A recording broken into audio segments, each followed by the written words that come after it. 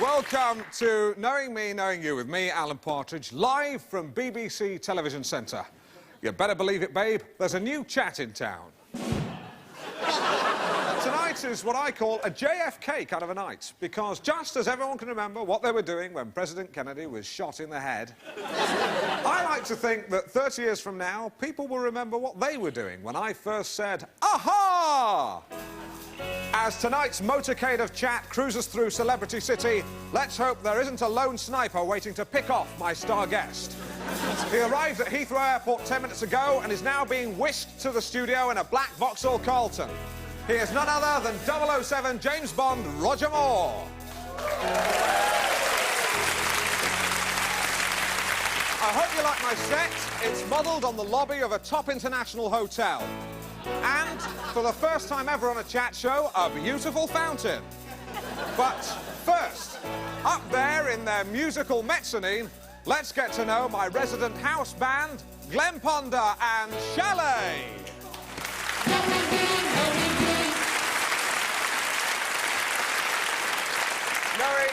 Knowing me, Alan Partridge, knowing you, Glenn Ponder, aha. Aha.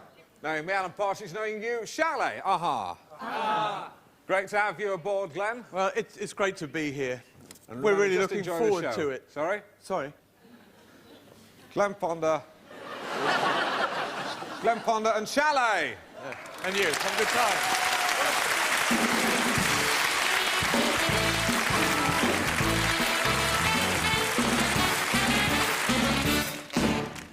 Well, it's time to meet my first guest now, after I've done her introduction now. Now, Red Rum, Desert Orchid, Black Beauty, Shergar and Mr. Red. What have they got in common? Well, they're all celebrity horses. My first guest is not a celebrity horse, she's a celebrity who rides a horse. Let's see her in action. Giddy, giddy, giddy. Yes! Yes! Yeah! Yes! Take that horse back to the stable and give it a kiss.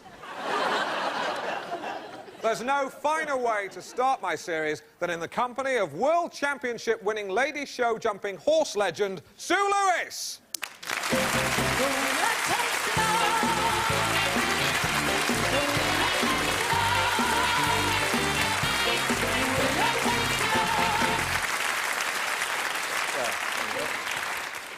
Got a quick whiff of your perfume there, that's nice.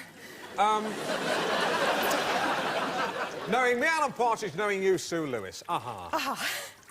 Right, now, horses. Horses. People say a dog is like its owner. Is a horse like its rider? I don't know. Can you speak up a bit? I don't know. You don't think there's any resemblance? You don't think you look like a horse? I hope not. Speak up! I hope not. Sorry, can we turn the fountain off, please? Sorry, Sue. Thank you. The idea of the fountain was to represent a fountain of knowledge, you know, to symbolise the show. Now, Sue. It looks lovely. It is. Well, it costs £2 grand. £2 grand to read that. Yeah. That's, by the way, that's the kind of thing you'll be seeing throughout the series. Lots of money spent on expensive items. Now, you won the hearts of the British public when last year you trotted off with the World Championship. Yes. How did that feel? Oh, great. Really? Really great. Right, yeah. And was your horse, Joie de Vivre, was he aware of the excitement? Oh, yes. What did you give him a treat afterwards? Yes. What? Did you go up and tickle his belly? Like that? Yeah, no, actually, that's a dangerous area. I'm thinking of that man with the dolphin. Now, Sue, let's move on to the anecdotes. Do the anecdote. Do it now. Well, all it was that when you transport a horse to an event in a horse box, you have to do it very carefully, and it takes a lot of time and effort and so on. Yeah. the owner of Joie de Vivre, Maxwell Henderson, was driving us up can you just get to the bit about the horse box on the road? Right. Well, we were driving up the motorway, and she was driving on the motorway with this man in a car. Sorry, I'm doing the story for you. Please tell it. Right, well, we were driving up the motorway, and Maxwell decided he needed a drink, so we stopped off at some shops in Newbury. Right, sorry, Sue, can I just interrupt you? I've just been told that Roger Moore has just passed Heston Services and should be with us very soon. Sorry, Sue, carry on. I've forgotten where I was. Where was I? I've absolutely no idea. Well, that's not working. Abandon that. Go on to the other story. I remember. All right, go back. Right. We stopped at some shops in Newbury so that Maxwell could get a drink, water or a cup of tea or something, and I wanted to buy something to read. Right, so you bought a book. So I bought a book. And the point is that it was a very small bookshop, and they were catering for a sort of mass audience. Be quicker. So, right. So I went in and I bought a book, and then when I was going back out to where the horse was... That's not quick. She bought a book, she got in the car, and the book was called Killing Horses. And the driver thought she was some sort of murderess. She explained she was just buying the book. It was hilarious. It really was. That's the end of the story. That's the end of the story. OK. Now, it says here, Hawaii. Hawaii. What happened in Hawaii? Exotic location. Give me spice. I lost my luggage. Oh, dear. What happened? Well, it turned up in Brasilia. Oh, disaster. What next? Well, it was fine. I mean, there was nothing missing or anything. You see, that's no good. That's an incident, you know. It's not an anecdote. You've got down here in your press release anecdotes, and that's dishonest, you know. It's no good for a chat show. You know, it's just for future reference. Otherwise, you waste people's time. Thanks. Not to worry. We've got a surprise for you in this one of the regular features of the series called Up Alan's Sleeve. Well, Sue Lewis, this week I have for you up my sleeve a horse and a jump. Bring on the horse and the jump.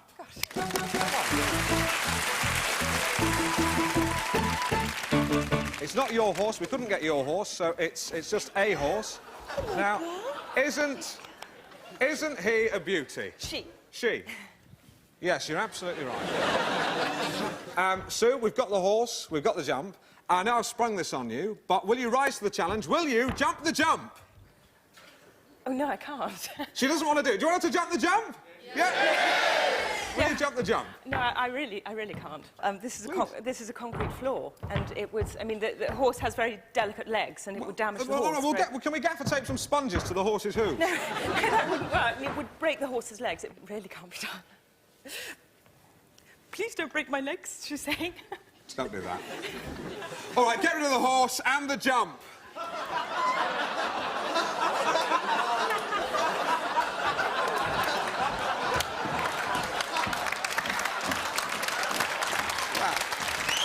That's your fault.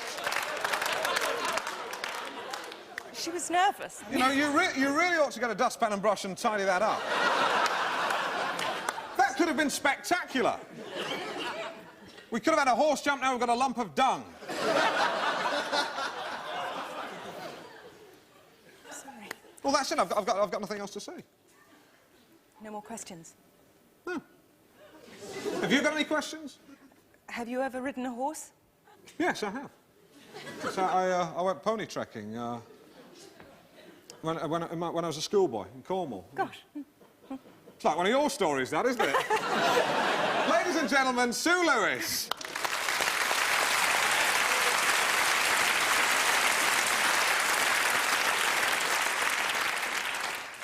Fame. I'm gonna live forever. Stay there, Sue. Fame. I'm gonna learn how to fly. Of course I'm not. But in a sense, my next guest did. 2 years ago, he was presenting the Looney Breakfast Show on Radio Leeds. Now he's topped the ratings as the new host of This Is Your Life. He's a trooper. I think he's super. Please welcome Super Trooper Keith Hunt. Where is he?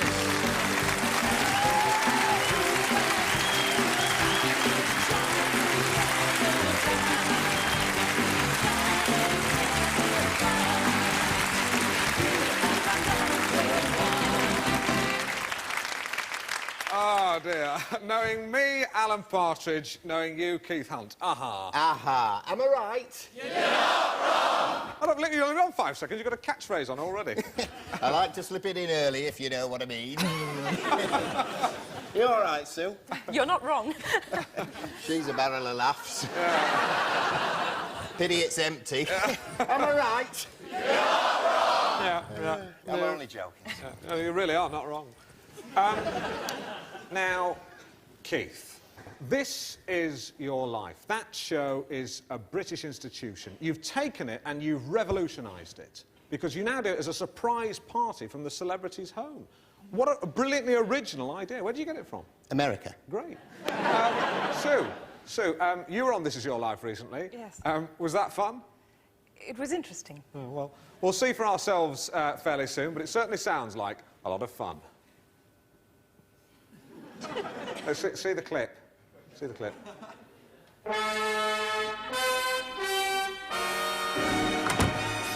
She's coming.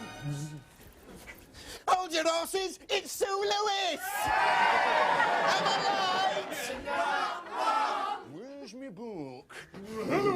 It's big, it's red, it's a book, it's big red bookie!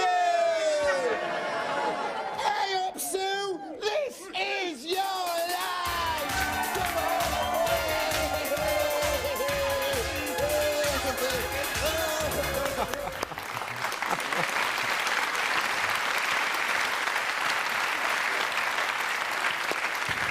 Oh, dear. Sue, how was that? Well, it was fun. I mean, I felt that... Rubbish, crass, putrefying cack, drivel. That's what Melvin Bragg said about your show. Why? Because he's frightened of me. Oh, yeah. I deliver 4 times as many viewers as him, and he knows that if I presented the South Bank show, which I may do, I quite like art, then Melvin Bragg would be stacking shelves in Tesco's first thing Monday morning. Am I right? Yeah. You know, he shouldn't criticise it because it's a British institution. You couldn't get more British. It's as English as fish and chips. Bangers and mash. The Tower of London. Sue, do you want to mention something British? Crafts. But you know, I would dearly love my show to be a British institution. Oh, well, you've got to change your theme tune then. I mean, ABBA, Swedish. Yeah. Well, that's a Swedish institution, isn't it? You can't get more Swedish. As Swedish as IKEA. Volvo. Yeah. Sue, do you want to mention something Swedish? The vegetable Swede. Yeah. Oh, yeah. I mean, the Swedish don't have a bad life, really, when you think about it. I mean, they get up in the morning, have a bowl of Swede, hop in the Volvo, whack on a bit of ABBA and zip over to IKEA. You know. I mean, you know, that's my Sunday. Apart from the Swede. Now, Keith, I have Kellogg's common sense. Now, Keith, what's the secret of your success? I'm an ordinary bloke. Right, am I an ordinary bloke? Dead ordinary. Good. Good? It's good. It's good. Right. Every Saturday, I go to the footy with my kid. I go down the pub with my mates, pint a bit of game of darts. First thing I do when I fly up to Leeds. Yeah, I'm the same. I can often be found in Norwich, you know, propping up the bar at the Pheasant Brasserie. Sunday lunch. Sunday lunch. Roast beef, Yorkshire pud, cup of tea, magic. I'm the same. Down the Harvester, Sunday platter, glass of wine. Cheers. We're ordinary. Ordinary. But, now, the big but, Keith, you do extraordinary things because I have a local paper from Keith's going on here? A local paper which has a little story here. Oh, no, Yes, don't embarrass no, me. come on. No, a I'm little not here story. to talk come about on. myself. No. Shh. Now, this now is a story about Keith. Now, I can either read it or you will. Do you want to tell the story? All right. Right, listen to this. The headmaster of the local school where my kid goes, he knocks on my door last week. He says, Keith, we're having a raffle to raise money for a minibus for the kids. Will you host it? I said, how much does this minibus cost? He says, 18 grand. I said... Hang on, sorry, kid, just stop you there. I've just been told that Roger Moore is at Chiswick Roundabout, so he should be with us very soon indeed. Stay tuned. Stay tuned. Keith, sorry, carry on. He said, 18 grand. I said, here's 20. buy the kids a minibus and take them for a fun day out at Alton Towers. What a nice man.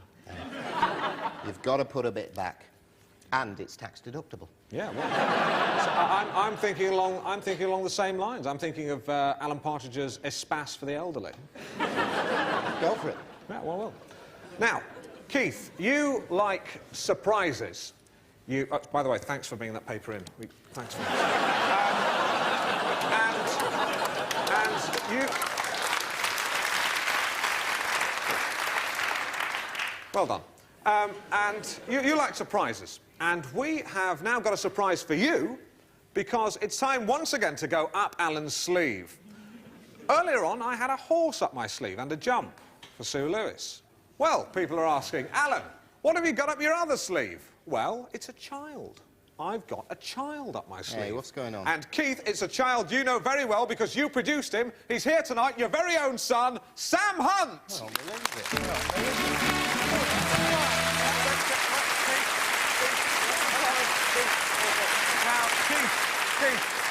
Keith. All right, Sam. All right, Sam. Keith, Sam is your only son from your marriage, which was dissolved some years ago. Now, because of access and custody laws, you're only allowed to see him once a fortnight, so you're not allowed contact with him tonight, but I can speak to him, so you wait here while I go and talk to Sam Hunt. Hello, little Sarah. Sam, it's Dad. Right, now, I believe, Keith, you've got something very special to say to Sam today. It's a very special day. Yeah, looking forward to next weekend, Sam. We'll have a fun day out. Take you to the footy. No, isn't there something else you want to say to him? You see your dad on the telly last week? No. Sam, do you want to tell your daddy? It's my birthday. It's your son's birthday! Yes. Yes, happy birthday, Sam. What have you got for him? No, Keith, just stay there. You know the law. There you go. Your daddy's got you £10. Nice, but don't despair, because we've got you a present. We've got you an Alan Partridge tie and blazer badge combination pack. There you go. There we go. You take that. And not only that, we've got him an all-expenses-paid trip to Disneyland with your mummy and her partner this weekend. No. No, I've got custody this weekend. She knows that. No, it's been arranged. No, I've got custody. She knows it. Let's ask Sam. Where are you going this weekend? Disneyland. Disneyland! Of course, you island of terror. Ladies and gentlemen, Sam Hunt. That way, that way, that way.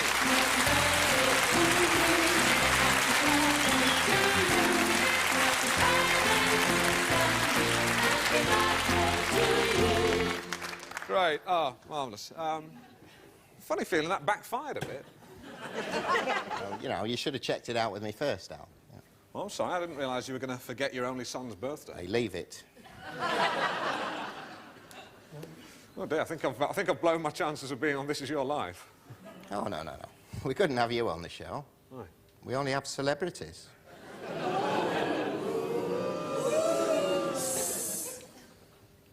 Sue, you got any children? No, I haven't. I have, yeah. Fernando, he's at Cambridge, and Denise. Yes, Denise's birthday's on the 27th of May, and Fernando's is on the 6th of June, so quite close together. We usually have a big family bash, all the family together. Solid as a rock.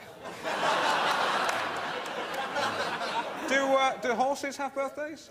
Yes, they do. Do you get them presents? Sometimes. Really? Even horses? Even horses?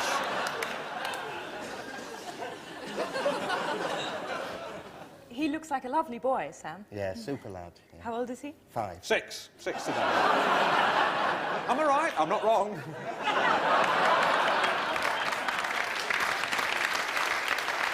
You do realise you're the only person in the country who still thinks Roger Moore's going to turn up? He'll be here. Where is he now? Chiswick Roundabout. Chiswick Roundabout to TV Centre in 10 minutes? Yes. How's he getting here? Magic carpet? If need be, yes. Ladies and gentlemen, Keith Hunt.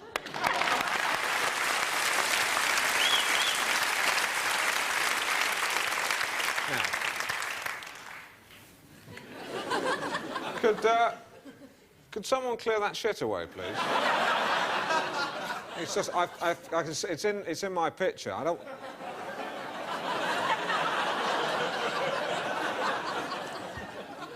You know, people may associate it with me. I don't want that. Time now for my next guests. If music be the food of love, play on. That's what William Shakespeare said. I'm not William Shakespeare, but I say pretty much the same thing. If music be the food of love, let's eat it.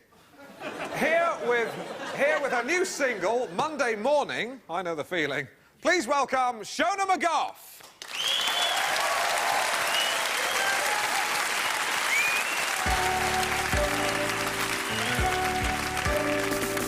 Monday morning at 7:45, she gives her husband his cornflakes, he mustn't be late. She vacuums the carpets, makes everything clean. Everything clean. What would she do without Mr. Sheen?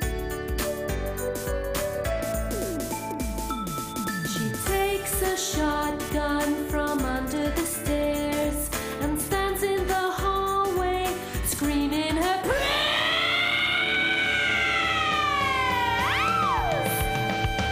The gas man comes to read the meter. He writes down the reading, scratching his head. It's 4:45 and now the gas man's dead. Run, run. The postman arrives. She says, "Hello, Ray," and smiles politely as she blows him away. Run, run, run, run. She's stalking the streets. Her brain's on fire.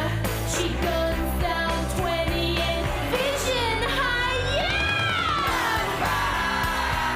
Run, run. Her hubby comes home and he gives her a kiss. She puts the gun in his mouth and says, "Suck on this!" Run, run, run, run.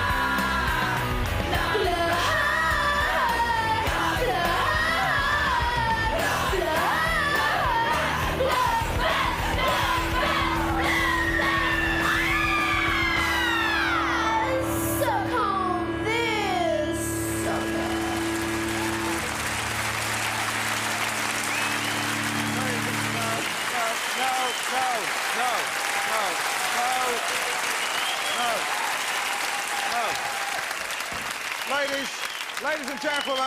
Ladies and gentlemen, I must apologise. I had no idea of the full content of that song.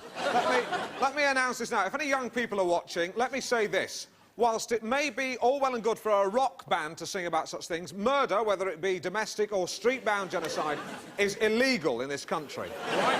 What was that? Who is the song? Well, I mean, I don't understand. It started off so well. You whipped the skirt off, very like Box Fizz, Eurovision. That was good. and then, Joe, do you mind standing round here, as you were told? Please come back. Shona McGough's single is in the shops. You want to buy that? Annoy your neighbours. Yes, right. I'm sorry. I've just been told Roger Moore is at Chiswick Roundabout, so he's still. So what's he still doing there? He shouldn't be there. I'll fill in now with a couple of minutes chat with Shona McGough. She's beat me to it. Oh dear. I need a chair, unfortunately. No, don't do that. Don't do that. Please. Sue Lewis. Sorry, I need your chair. Come on. Sorry, just sit around there. Sorry. If you just tuned in, you're watching Knowing Me, Knowing You with Alan Partridge. It's not quite what we planned. It's a bit crazy, but what the heck? I mean, say what you like, but you can't say it's not interesting. Please don't say that. Do that. Go! Stop it, please. This is interesting. A lady drummer. Very good. Close your eyes. Could have been a man. Very good. Very good. Thanks a lot. I really fancy you, you know. What? I think you're really sexy. Really? No. Shona, do you want to put those pears back, please? I really would rather you didn't mess with those pears. Please, really, honestly, I really would rather you didn't. Oh, what the heck? Rock and roll. Let's all have a pear. All right, now let me ask you this, right? Question I always want to ask a Scottish woman, right? What has a Scotsman got under his kilt? His penis. Oh, for God's sake. I know exactly what you're thinking. You all think, right, I'm a big square. Let me tell you something. I've seen what you do. I've seen it all before. I've inhaled hashish. I've worn tall shoes. I had an afro haircut. I went on all-weekend binges to Prestatyn to see Wings. Right? I'll tell you something else. Krista Berg, Mike Oldfield, Jean-Michel Jarre and the Eagles could eat you lot for breakfast. You're quiet. Just enjoying the show, mate. Let's move on to the next section of the show, which is entitled An Audience with Roger Moore. And to help me with that, I'm going to invite Shona, Sue and Keith, not the band, to join me in the Roger Moore room for An Audience with Roger Moore.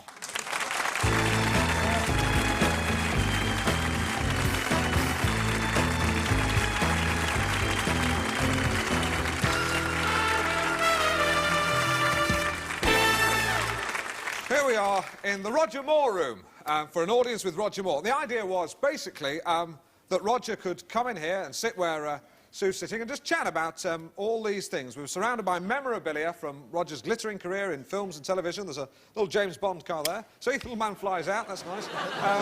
There's a golden gun there, that's from The Man with the Golden Gun. There's a gold ingot there, that's from the film Gold, in which he co-starred with Susanna York. There's a Saint annual there. I was going to get Roger to read aloud from that with his lovely, warm, brown voice. Al, jog me memory. In which of Roger's films does it feature 3 ducks on the wall? Ah, they are not ducks, they are wild geese. From the film The Wild Geese, with Roger Moore playing the cigar-chomping mercenary. Oh, yes. Sorry? Oh, yes. Oh, yes, yes. Right. This was the show opening. This was going to be marvellous. There we go. Curtains. Roger Moore! Roger Moore, the quintessential English gentleman. Who's not here. Yeah. Now, I was going to start... Roger would have loved this. I was going to introduce myself by doing this. This is fantastic. Aha, Mr. Bond! I've been expecting you, which I had. Would have been fantastic. What's that? That's a nipple. Now, what? It's a nipple. From The Man with the Golden Gun, it's a third nipple. The Scaramanga had 3 nipples. That's a gold finger. Sean Connery was Goldfinger. Well done, that was a trick object. Well done. Sean Connery was the better Bond anyway. Well, interesting you take that position, the Scottish position. I mean, in the whole Roger versus Sean debate that's been raging for the last 20 years, I have to say I'm firmly in the Roger camp, I believe no one could sort of wear a safari suit with the same degree of casuality. It's a complete shambles. You're putting a brave face on it, but he's not here. You tell the viewers... Keith Roger Hunt, Moore's turning. let me stop you in your tracks there, Keith Hunt. You can eat your hat now because, ladies and gentlemen, I can confirm Roger Moore is on the show. We're having him on the show right now. Where is he? Live by telephone link-up from the car on a mobile phone. Hello, Roger. Hello, Roger. Hello, Alan. Oh, joy. Oh, Roger Moore. Knowing me, Alan Partridge, knowing you, Roger Moore. Aha. Roger, no? All right, listen, I'm going to cut straight to a key question, Roger. We don't have much time. A hypothetical fist fight takes place between Simon Templar, the Saint, and Roger Moore, James Bond, 007. Who wins? Any thoughts on that, Roger? Roger? Roger? Roger? Roger!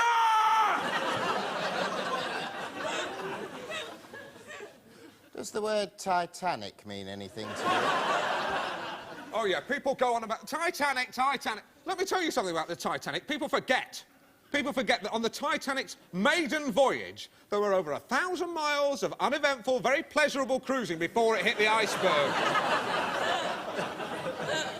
Anyway, we had him on the show. He was on the show. That doesn't count. Face it, mate, he's Roger the Dodger. Am I right? You're wrong!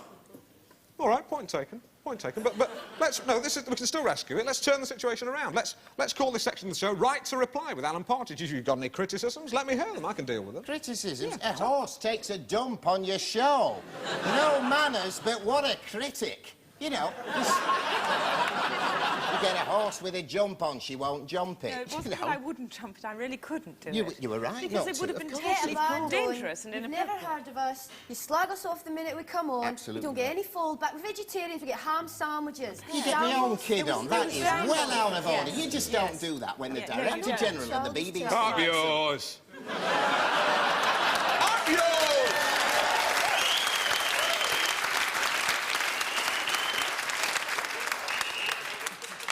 You can't say that. Kiss my arse.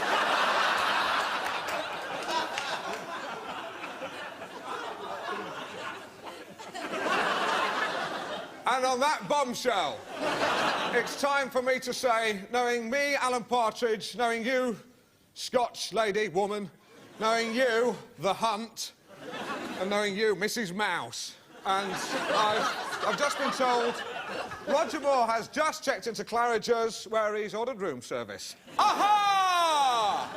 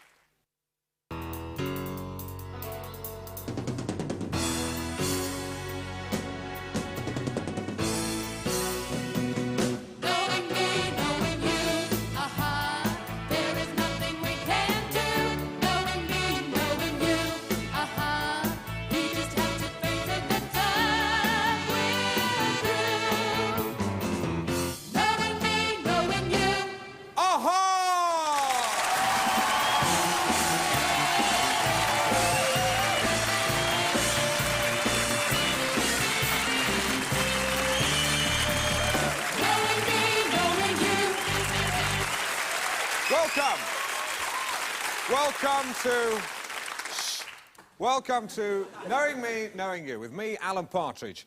It's a chat show, Jim, but not as we know it. Well, it's official.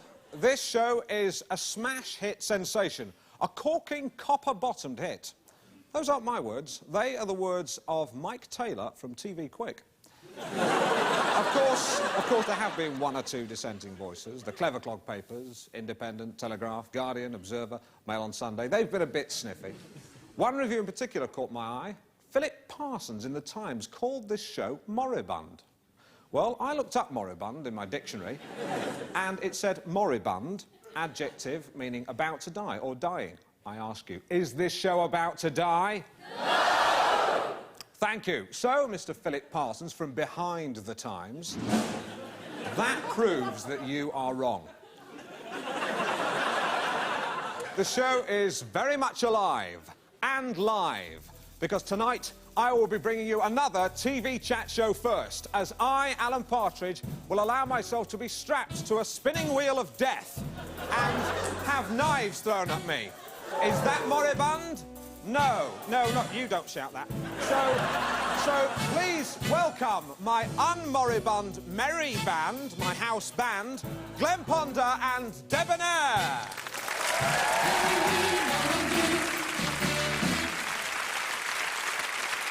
Knowing me, Alan Partridge, knowing you, Glenn Ponder, aha. And knowing me, Alan Partridge, knowing you, Debonair, aha. Glenn, I understand you're looking for a new house at the moment. Yeah, that's right, Alan. I bought a house this week in Mayfair for £500. Really, Alan? Yes, sir. I was playing Monopoly. But seriously, Glenn, you are looking for somewhere, aren't you? Yeah. Whereabouts are you looking? Chiswick area. Yeah, Chiswick. Nice. Glenn Ponder and Debonair.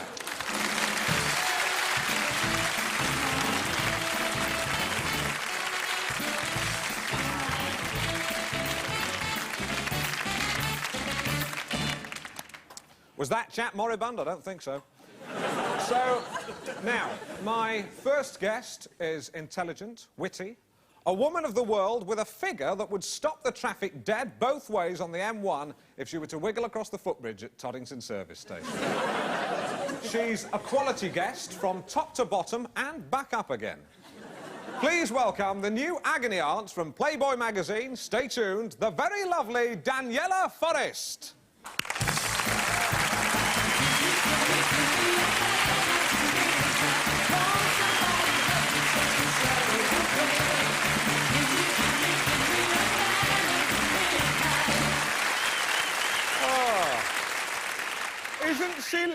Isn't she lovely? Eh, yes.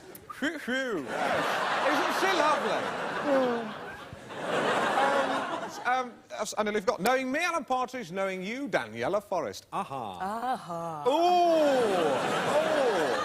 Well, that's the sexiest aha I think I've ever had. Oh, actually, I just forgot. I normally kiss my guests when they first come on. It's just a thing I do. Not the men, I give them a firm handshake, but... Can we do that? Just do the kiss quickly? Oh, sure. Where do you want to kiss me, Alan? Peachy cheek or little round mouth? Little round mouth. Come on, then. Right. You going to kneel down? Yes. Right down. Yes.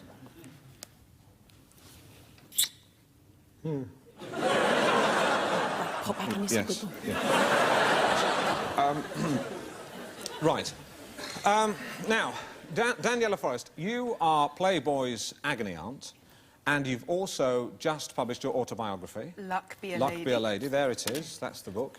There we go. It's your autobiography. It's published by Jones. Never heard of them. What comes across very strongly is your understanding of male psychology.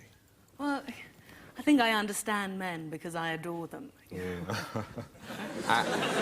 And what, as a woman, do you look for in a man? Power is attractive. Sensitivity. Sense of humour. I like a man who knows who he is. I'm Alan Partridge. Carry on. You know, I think the most important thing that I look for in a man is a fit, young body like a Greek god. Right. Now, you also help people with their sexual problems. Let me give you a hypothetical problem. There's a couple, right? They've been married 15, 16 years, maybe more. And they've never slept, neither of them have ever slept with anyone else. Well, she has. On one occasion, she said it was a mistake. She was a PE teacher at the local primary school, let's say. He, on the other hand, has been faithful. Solid as a rock, right? He's been tempted, believe me, he's had offers. But he's never strayed. And he's frustrated. Yes, deeply, deeply. But that's only part of the problem. The real problem is that their sex life is, well, for want of a better word, moribund. People need to explore their sex lives if they're not working, you know. If it's not working in the bedroom, bring it into the living room or the kitchen. Yeah, well, they tried that, but the dog just wanted it. It was very obvious. I mean, you see, some people, they find it very sexy to be watched. Not by the dog, I mean... Montgomery was frightened, he was just barking.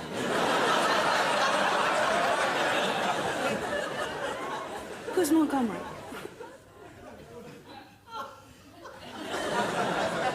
The man who masterminded the Battle of El Alamein. And the name of this hypothetical dog.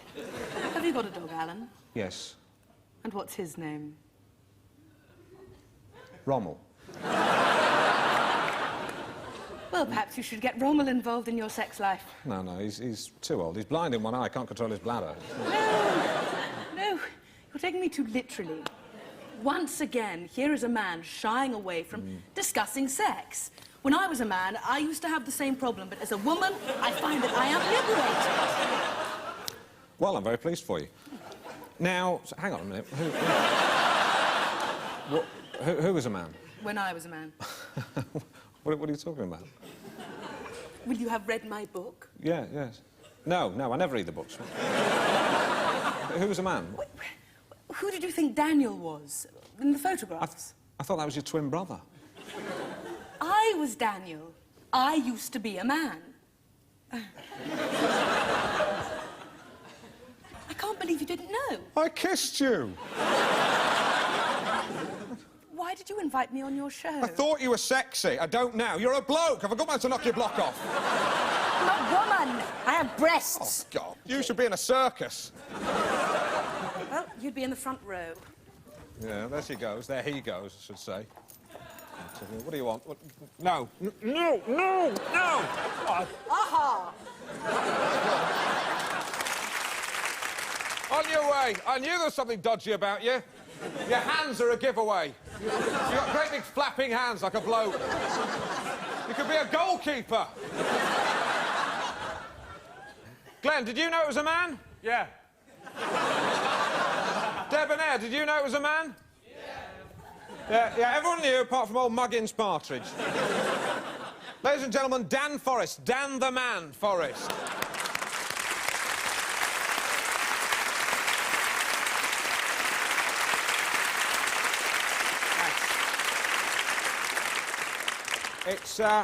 It's time now for a new regular feature of the series called Knowing Me, Alan Partridge, Knowing You, Another Alan Partridge, in which I meet an ordinary member of the public who shares my name and is therefore entitled to membership of that exclusive club, Club Alan Partridge. This week's other Alan Partridge works on a Sea Link ferry. So, please welcome Petty Officer Alan Partridge.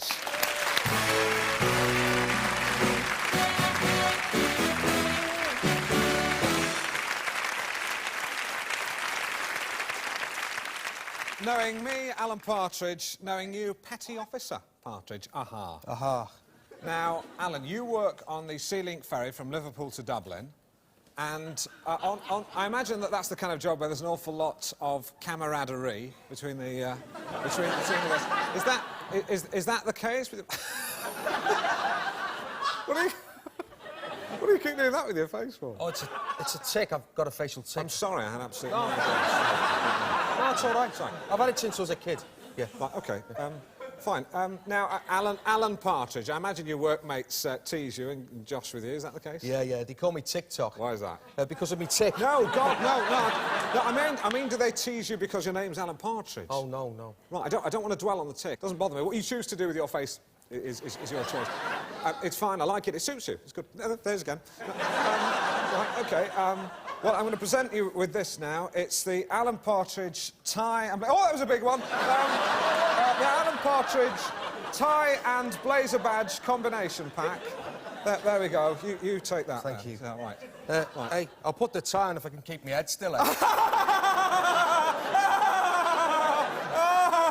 What a marvellous sense of humour. What a triumph for the human spirit. Ladies and gentlemen...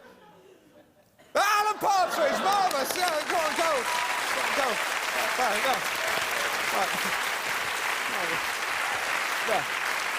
Well, chance of an out. Yeah,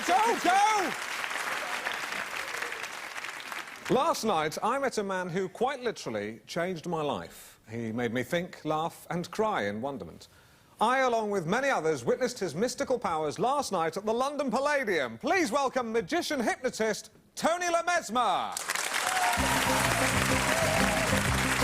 Ladies and gentlemen, enter the mysterious domain of Tony Le Mesmer.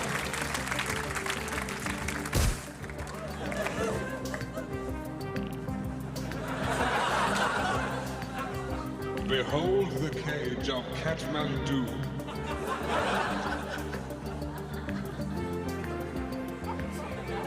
The void of solitude. The dance of Diabolos.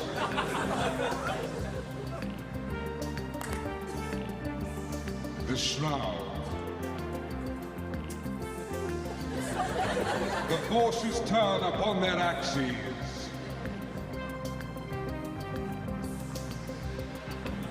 The summoning of the spirits of Telemachus.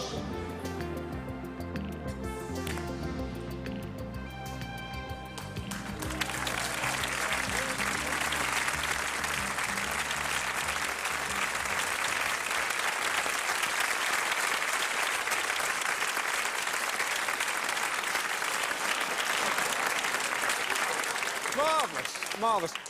Tony, how did you do that? Simple, Alan. The power of the paranormal. Right, it's not a lever or anything. No. Well, you tell us more about that now. Tina, I'll see you later for the Wheel of Death. Off you go. Very nice.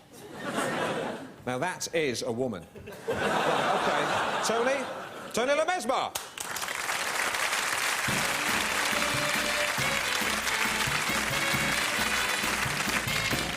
Knowing me, Alan Partridge, knowing you, Tony Lemesmer. Aha. Aha. Buddha. The Dalai Lama. Nostradamus. That man the Beatles went to see. Uri Geller. And now Tony Lemesmer. What is it about you lot that sets you apart from mere mortal men like me, Alan Partridge? We are all shaman on a spiritual quest. And we travel on this journey using the energy of the life force. Right. Now, this life force can take many forms, presumably, be it transcendental meditation, bending spoons, or producing a lady in a cage. That's exactly right, Alan. What we all do, we are all channelers. We channel energy from within to without. Right, now, I'm going to try and pin you down here. Can you be more specific? I am a man who harnesses the harmony that is within us all. Now, that's more vague. I want you to be more specific. Let me put it like this, Alan. We have within us a consciousness which is only partially realised. I want us to realise it fully, to exploit all the hidden recesses that are within us. Right, now, I think I know what you mean. You're saying that I, Alan Partridge, were to harness the harmony or spirits within me and therefore, and then the beings around me, and somehow channel that energy up some sort of tubular conduit of consciousness into a cloud of... I'm sorry, I've absolutely no idea what I'm talking about. I'm completely lost. Now, last night at the London Palladium, you did a fantastic show. The highlight for me was when you hypnotised 20 people and got them to simulate sex to Hi-Ho Silver Lining. It was fantastic. Great. That's merely an example of how I get people to realise their inner potential. Yeah, there's a marvellous bit where you had two men in their underpants barking like dogs. It's their subconscious desire that is coming to the fore. That's why I'm interested in the whole world of dreams. Right. Now you're being interesting. Because I often have a recurring dream in which I am an owl. When you are an owl, how do you feel different? Smaller. More agile. Able to fly. Able to fly. Well, perhaps that means you want more freedom. And what else can you do as an owl? Now, I can rotate my head 360 degrees, which, you know, is a real boon when you're driving, because it eliminates the blind spot. OK. Anything else you can do as an owl? Yes, I can emit pellets. I can't help you there, sorry, Alan. No? Oh, well. If anyone can shed some light on that, why I, Alan Partridge, might want to emit pellets as an owl, then, drop us a line to the usual address, and don't forget to mark your envelope with the word pellets. We're going to have a bit of fun now, because, Tony, you are going to hypnotise me. That's right, Alan, yes. OK, well, this may take a few minutes, so don't worry if it takes some time. 4, 3, 2, 1. Ladies and gentlemen, Alan Partridge is now totally hypnotised, totally in my control. Is that not so, Alan? Yes.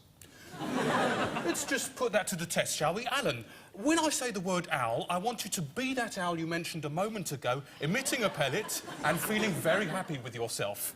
Owl. Ooh.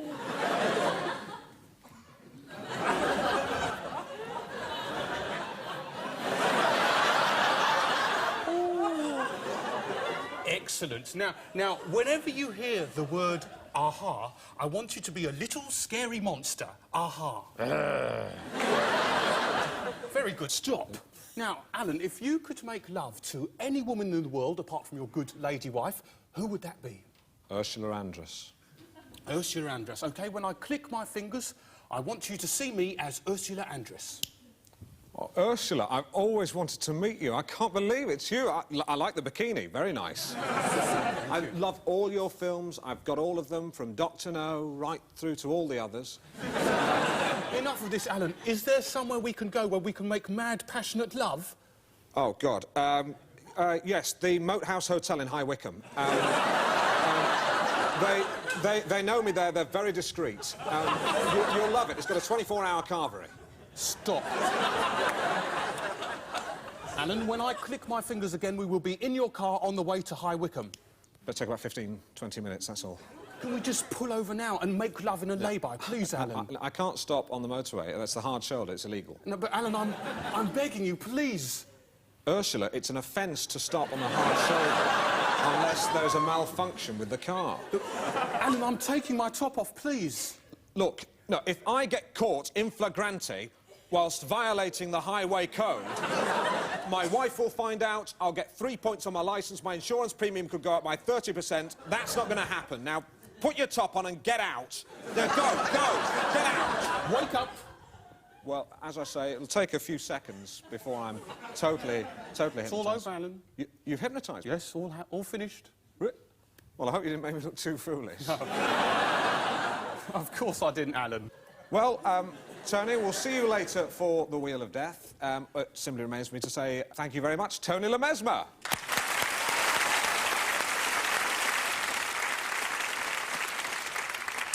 Now, Hollywood is much, much more than 9 big letters on a hill. It's a sexy, dangerous place, a hustling, wheeling, dealing kind of town where money talks and nonsense walks. I've never been there, but my next guests have, because they are a British married couple of actors who live and work in Tinseltown stateside. I want to get to know them. I do. Please welcome Gary Barker and Tanya Beaumont.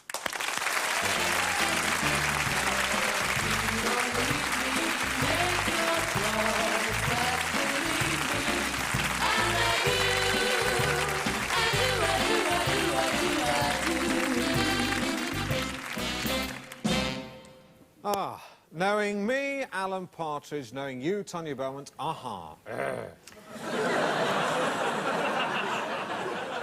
Aha. Knowing me, Alan Partridge, knowing you, Gary Barker, aha. Aha. Now, unusually, you requested to come onto my show. And fortunately, the scheduled guest, Ian McShane, TV's Lovejoy, had to pull out at the last minute due to an emergency. He's had to fly to Spain to do a coffee advert. Now, you've asked to come on to make a public statement. This is your platform. Please be my guests. Well, as you know, Alan, there's been a lot of speculation in the press about the state of our marriage. Yeah, well, I know. I mean, I've had that kind of bad treatment in the press myself. Do you know Philip Parsons on The Times? He described the show as moribund, you know.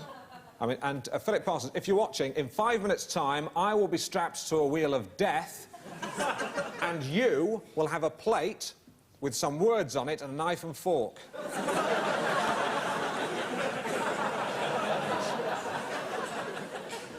Sorry, Tanya. Well, we just wanted... But what I'm trying to say is you're going to eat your words. Sorry, Tanya. We really just want to say to the tabloid press, look, you know, we're very much married. There's a lot of real news out there. There's poverty, there's homelessness. Please, you know, report that. Leave us alone. We're just ordinary people who happen to make movies. Lovely, lovely. Gary, do you want to add anything? No. Yeah. Are you all right? I'm just wondering about the glasses. You've not got a sty or anything?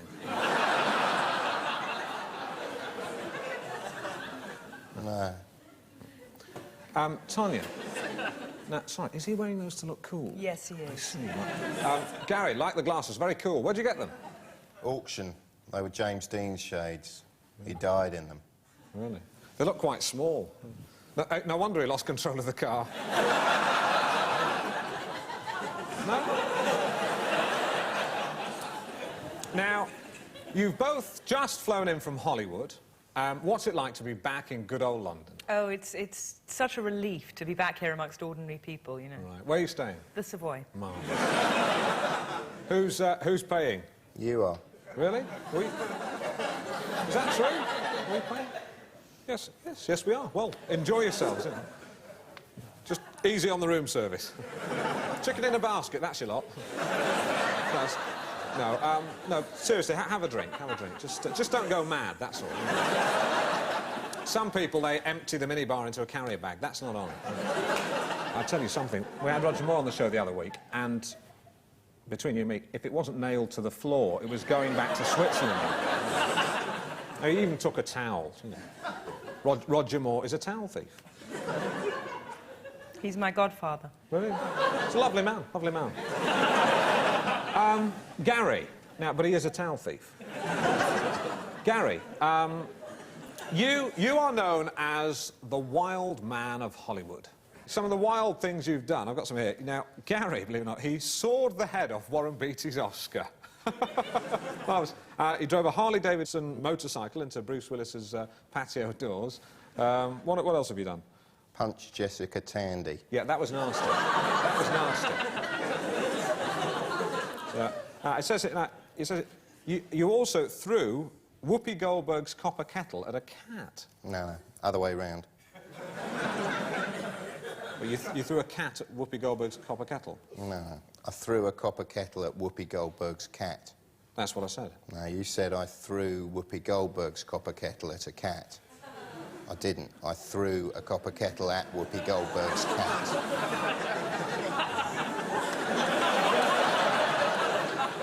It wasn't Whoopi Goldberg's copper kettle. Right.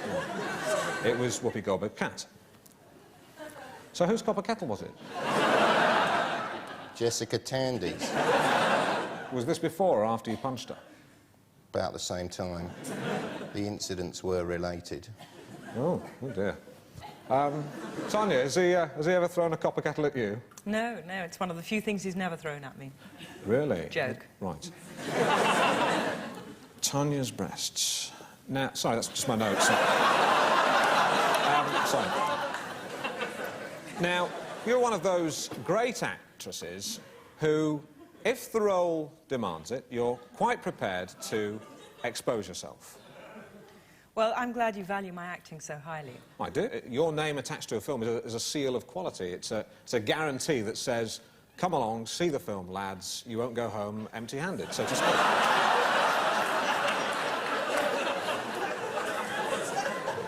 I really think that my films are more than just titillation. I can only suggest that if you wish to go and see Tanya's unexpurgated adult breast show, that you pop down to the local cinema or marry her. That's no guarantee.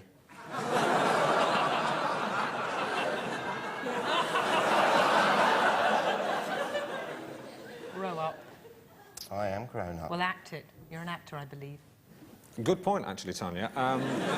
Gary, we were going to show a clip from one of your films, but the last film you did was an action film 3 years ago that starred Bill Seeger, and I've never heard of him. Well, I've never heard of you. I'm Alan Partridge. Let's talk about what you did before you went into acting. That's easier. Gary, Tanya tipped us off about this. I believe you used to be a mobile office equipment maintenance engineer. Yeah, briefly. Well, 3 years. Yeah, got the sack. No, you're lying. You were awarded Mobile Office Equipment Maintenance Engineer of the Month. Well done. Now, I've actually got a broken photocopier at my office in Norwich. Do you think you could fix that? You think I'm going to go to Norwich to mend your photocopier? There's no need, because Mohammed has moved the mountain to you. It's not literally a mountain, it's a photocopier. Although, coincidentally, it was driven here in a white Bedford Astramax by a man called Mohammed. Ladies and gentlemen, please bring on the broken photocopier.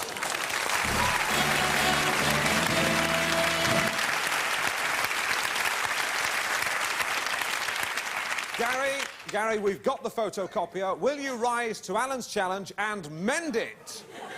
No. Just do it. Do you want him to mend the photocopier? It's more embarrassing. Come on, mend it. I don't believe you can mend it. Of course I can mend it. I don't believe you. What model is it? Z60. Mono or multi-feed? Mono feed. Easy. Prove it.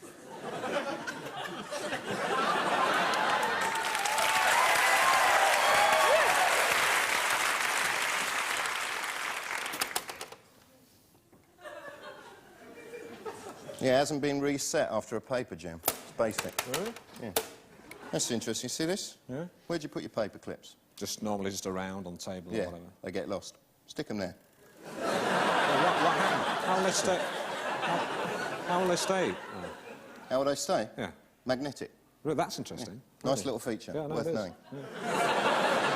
Yeah, it's a good machine, this. Here you go, should have no trouble. I don't do that shit anymore. Right, okay. Oh, look, he's mended it! Whoa! What a dude! Fabulous. Well, Gary, not to worry, I'm going to put the smile back on your face because I'm going to present you with an Alan Partridge tie and blazer badge combination pack. There we go. There we go.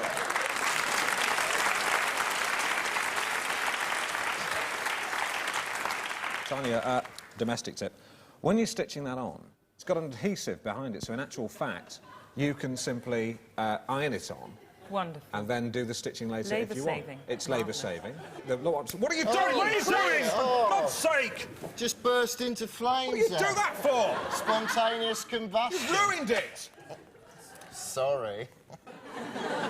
How much did those glasses cost? $15,000. You touch them, I'll break your legs. What are you doing? Get... You stupid bitch.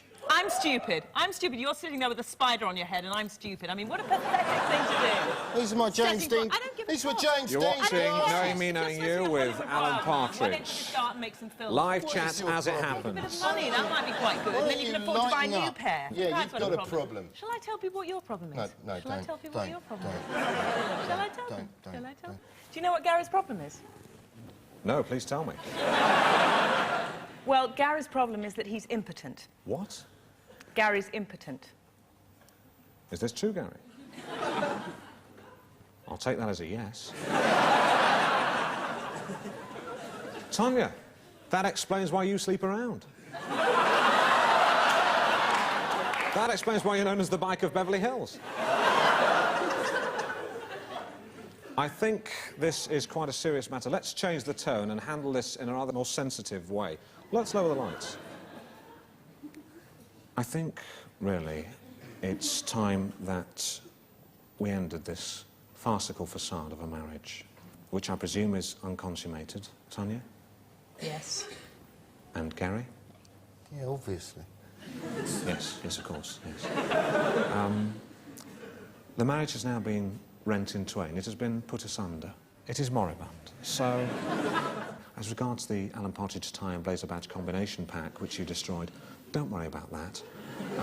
We've got dozens of them. If you wish, I'll send another one by first post to you. Would you like that as a memento of this evening? Yeah, that'd be nice. Well, I think this has been a painful experience for all of us. It simply remains for me to say, knowing me, Alan Partridge, knowing you, Tanya and Gary. Aha.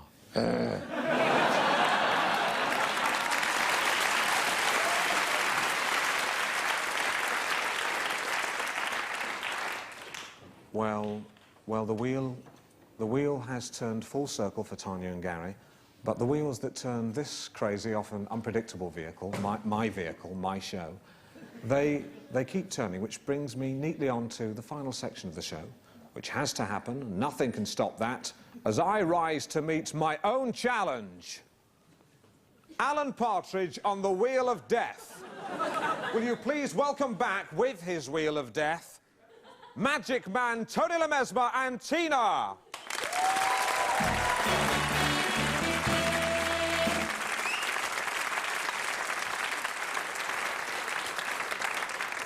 Ladies and gentlemen, every evening as part of my show at the Palladium, which runs until the end of this month, I get a member of the audience up onto the stage and I ask them to overcome their fears on the Wheel of Death. Tonight, Alan will be that person. How do you feel, Alan? Confident. I am risking my life for chat. Oh, by the way, Philip Parsons, if you're watching, get a knife and fork and a plate, put your words on that plate, add a bit of humble pie and eat it. Commence spinning the wheel of death. As the wheel of death commences its inexorable spin, Tony Lemesmer prepares to unleash the deadly daggers of Damazon. I've changed my mind. I've changed my mind. Drum roll. Please. Sorry, we'll do it next week. There isn't time. We'll do it next week. Go on! Please! This is madness! Don't, you stupid man! Please! God! No! It's all right, Philip Parsons, sometimes you're right, the show is moribund! No! Please! I've done it! On that bombshell, it's time for me to say, knowing me, Alan Partridge, knowing you, freak woman man, knowing you, the slut actress and Mr. Floppy the actor, and knowing you, Mr. Looney Man with the knives. Good night and aha!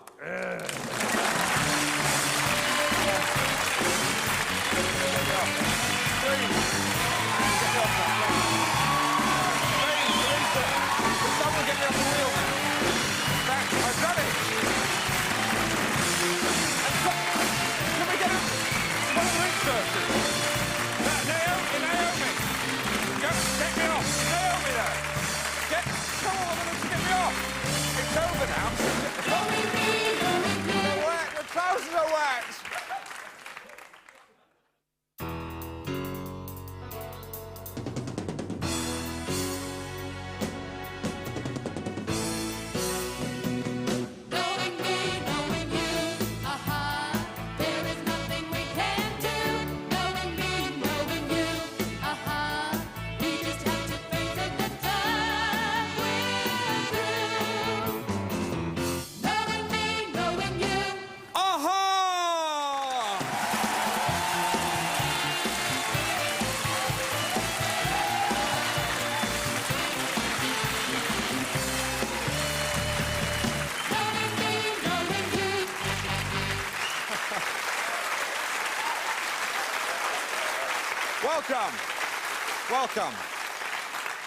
Welcome to Knowing Me, Knowing You with me, Alan Partridge. Tonight, I am a rocket.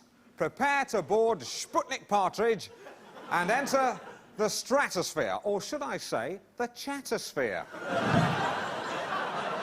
Tonight's show is hot. How hot, Alan? Well, imagine Debbie Harry in cami knickers spoon-feeding a beef vindaloo to Pan's people in a sauna in Bangkok. That's half as hot as tonight's show. Because among tonight's spicy guests, I've got the hottest, sexiest dance act in Northern Europe, Hot Pants. And, for the first time ever on an English-speaking chat show, a jacuzzi. I'll be getting in that later. It's plumbed in, it's thermostatically controlled, and it's set on hot. But first an apology. In last week's show, I accused actor Roger Moore of being a towel thief.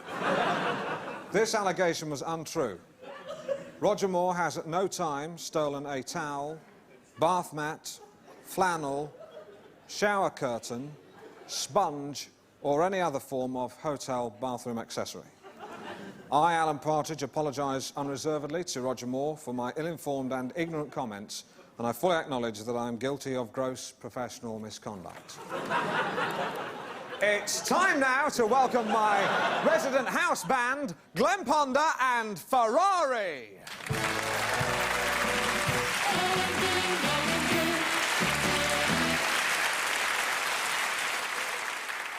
Knowing me, Alan Partridge, knowing you, Glenn Ponder. Aha. Aha. Glenn, if this chat show was a train, do you know what kind of train it'd be? No, Alan? The Chattanooga Choo Choo. But, seriously... What was that whistle noise? What was that? Yeah, meant to be the train, Alan. Right, You didn't do that in rehearsal. It's meant to be a surprise, Sam. Surprise me in rehearsal, Glenn. Don't surprise me on a live television show. It's a little bit naughty, that. Shouldn't do that. A bit naughty. Glenn Ponder and Ferrari.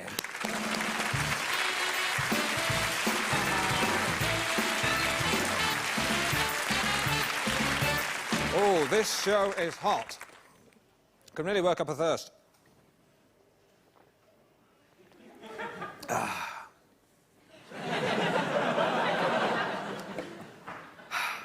My first guest is a singer. She's 41. 24 years ago, she was working in a shoe shop in Kansas City. One day, a man came in and asked for a pair of size 8 turtle green platform shoes. As she slipped them on him, she started singing to herself. The man said, "I won't have these shoes. The bridge is too low and I've got wide feet." Those were his actual words. "They don't fit," he said. "But your beautiful voice fits your face like a slipper. I'm going to make you a star." That man was Neil Sedaka. Neil's not doing so well anymore, but she is. She's the biggest singing sensation in America, except for Barbra Streisand and Liza Minnelli. She requires no introduction, but nevertheless, please welcome Gina Langland.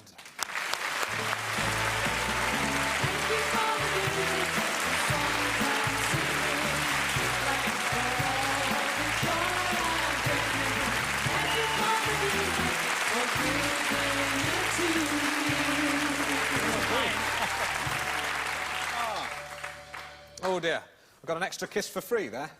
Not that you normally charge. Now, Gina, you can't stay long because in 40 minutes' time you're due on stage at Earl's Court for the closing night of your sell-out concert tour. Mm-hmm. It's been wonderful, Alec. You know, I mean, I just had no idea that I had so many fans. Well, why did you book Earl's Court? It's massive.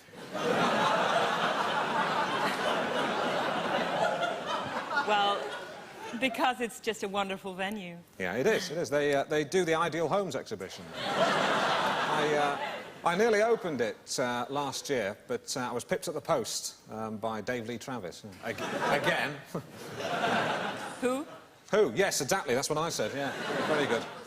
Now, Gina, it really would be great if you could stay a little bit longer. Oh, you know, I'd love to, Alec. I'd really love to stay for the whole show, but I just can't. Well, we don't actually want you to stay for the whole show. We just want you to stay a little bit longer. You know, I mean, we have got other guests. We've got Hot Pants. They're on later on. Stay tuned, fellas.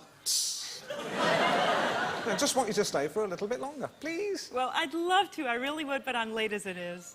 Please. I just can't. Please. No, I can't. Please. We have 4 minutes, Alec. Right, Alan. 4 minutes. OK, now, Gina, you're such a busy bee, aren't you?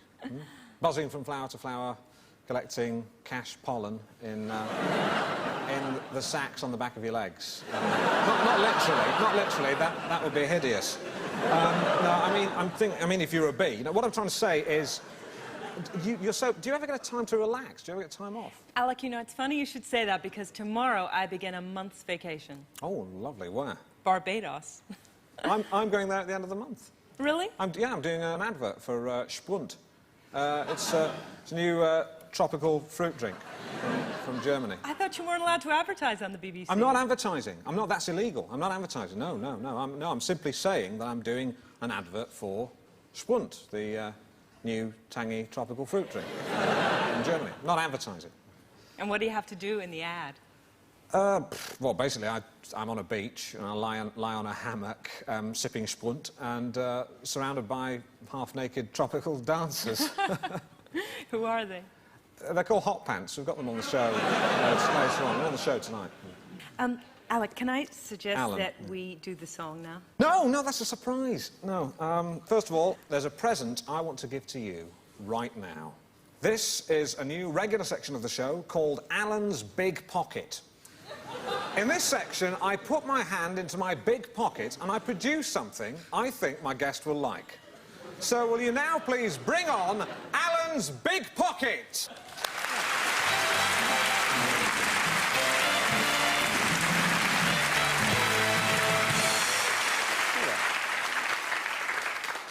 Let's turn out Alan's big pocket and see what's in it. It's 2 Victorian dogs. There you go. There you go. This one's Sherlock Holmes, this one's Queen Victoria. Now, Gina, when I was on the phone to your manager in Los Angeles, he happened to mention that you loved collecting Victorian dogs. Voila, 2 Victorian dogs, courtesy of Alan Partridge. Victorian dolls. What? I collect Victorian dolls. Not Victorian dogs? Well, what are Victorian dogs? I've no idea. No. We thought it'd be something like this. Do you like dogs? Well, I have a cat back home. Does it like dogs? Not really. Right, that's a bit of a problem because we've got 2 dogs here. Listen, why don't you take them with you in the car to Earl's Court? See if you like them, and if you don't, you know, just let them out near the railway. They'll find their way back to Battersea, and they'll be warm enough in all this gear. I mean, you give them a sporting chance. No, I can't. I can't do that. All right, OK, we'll do it. Get rid of the dogs. Right, ladies and gentlemen, 2 dogs. 2 dogs.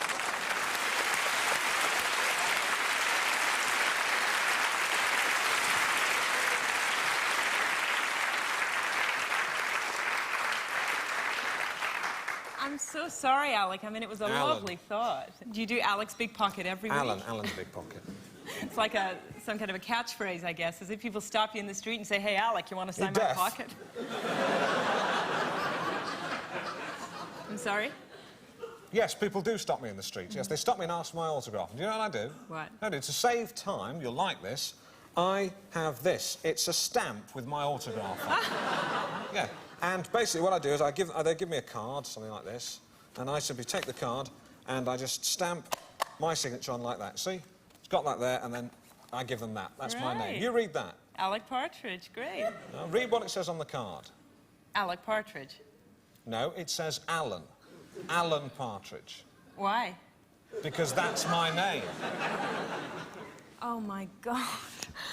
I'm so sorry. It's OK. So embarrassing. Okay. It's all right. Oh, God, you must have thought I was being so rude, Alec. Alan! Alan! Alan, Alan, Alan, Alan, Alan, Alan, Alan, Alan, Alan, Alan, Alan, Alan, Alan, Alan, Alan. My name is Alan Partridge. That's who I am. There. Alan Partridge. There are no excuses. It's the wrong way up. Right. There. Fine. Now, before Gina goes, I'd like to ask her one more question. Gina, do you like ABBA? I love ABBA.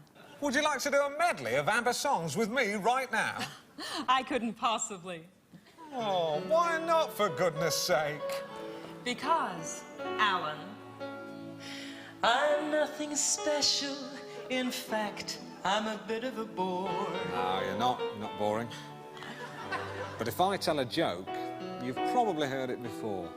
I don't believe that. No, you probably have. But I have a talent, a wonderful thing. 'Cause everyone listens when I start to sing.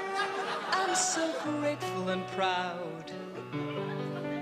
All I want is to sing it out loud.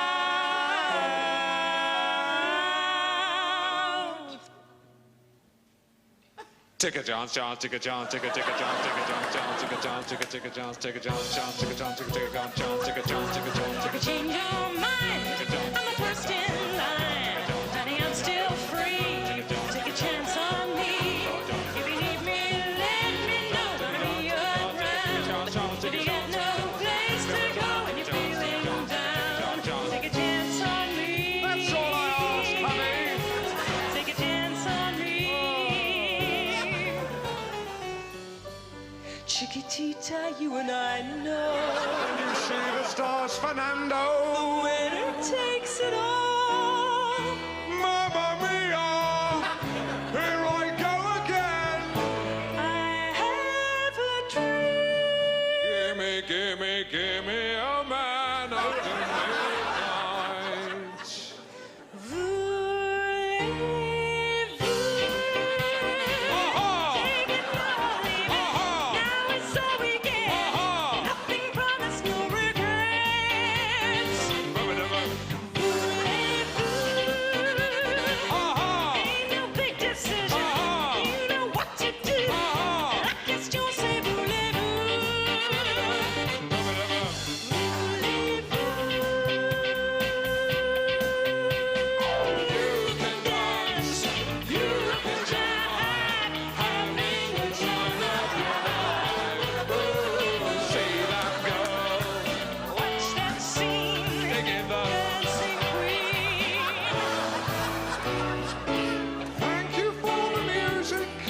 songs you're singing. Thanks for all the joy you're bringing.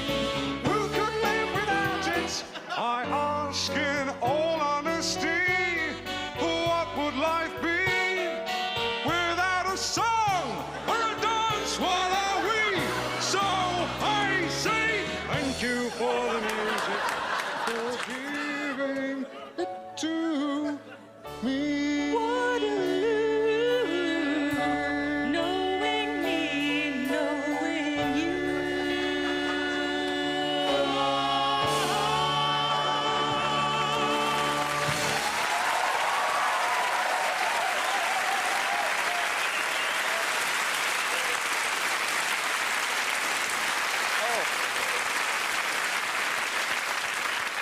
I have an announcement to make. Last week, I had naked sex with the Home Secretary. And I want to sell my story. Of course I haven't. But if I had, who would I go to? Well, I'd go to my next guest, because he is a high-profile agent and publicist who represents both celebrities and, for want of a better word, harlots. Please welcome the man Virginia Bottomley called that little turd, Lawrence Knowles.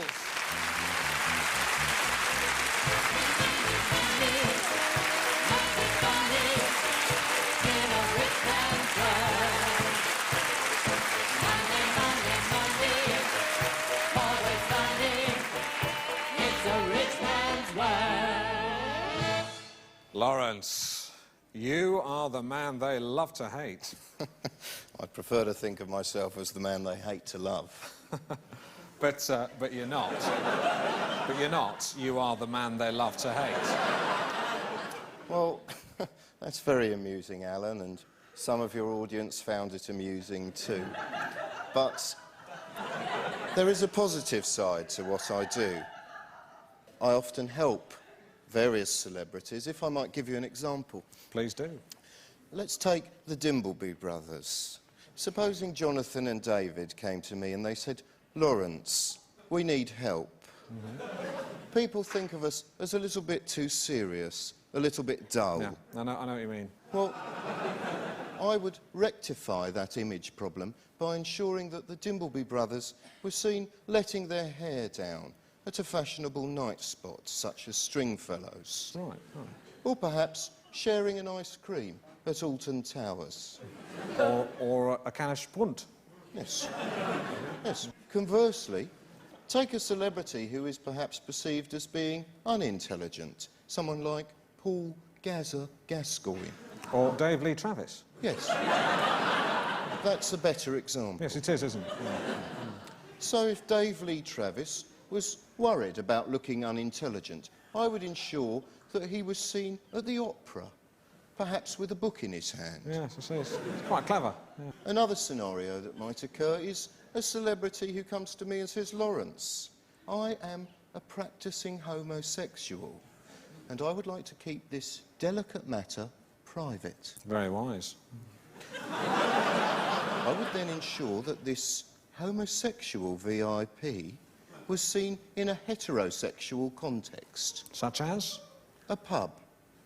A fast car. A football match. Right. You don't mean George Best?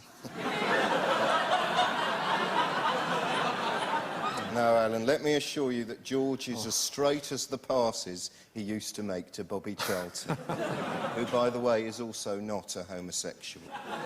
But what if someone comes up to you and says, Lawrence, how can I put it? I play for both sides.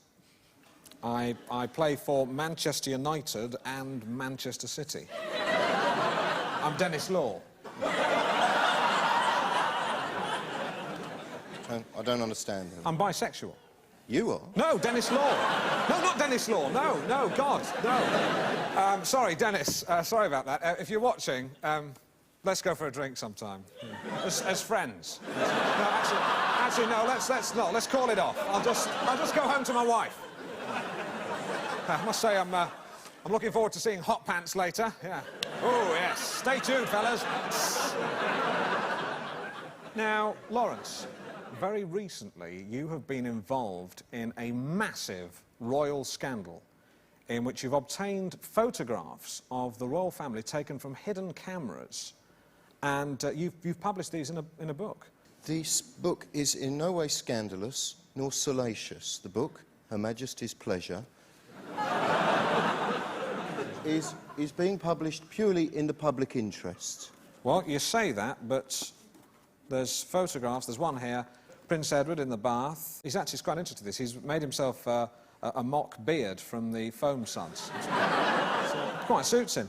Believe me, Alan, I obtained some photos that were frankly unpublishable. And are they in the book? Yes, they are. OK. We've sat and listened to you present yourself with great eloquence, but, ladies and gentlemen, Lawrence has unwittingly stumbled into a new section of my show called Eat Your Own Medicine. Lawrence, for the past 4 weeks, you have been under surveillance from our team of Knowing Me, Knowing You snoopers. This is what we discovered. Show the clip. Take a look at this. It's a disabled parking space.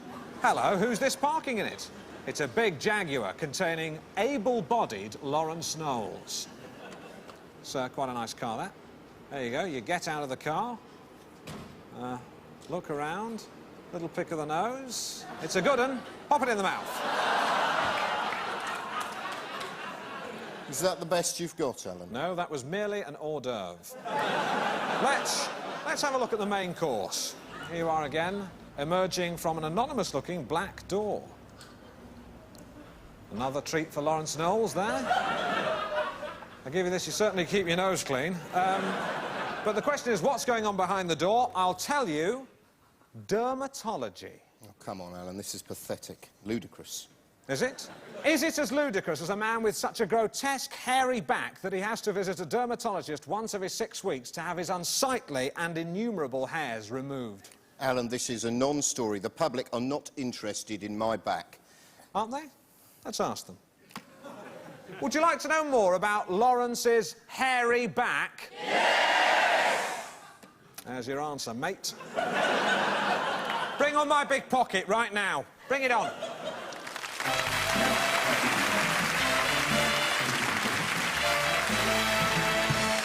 Will you please come out of my pocket, Lawrence Knowles' dermatologist, Clive Seeley.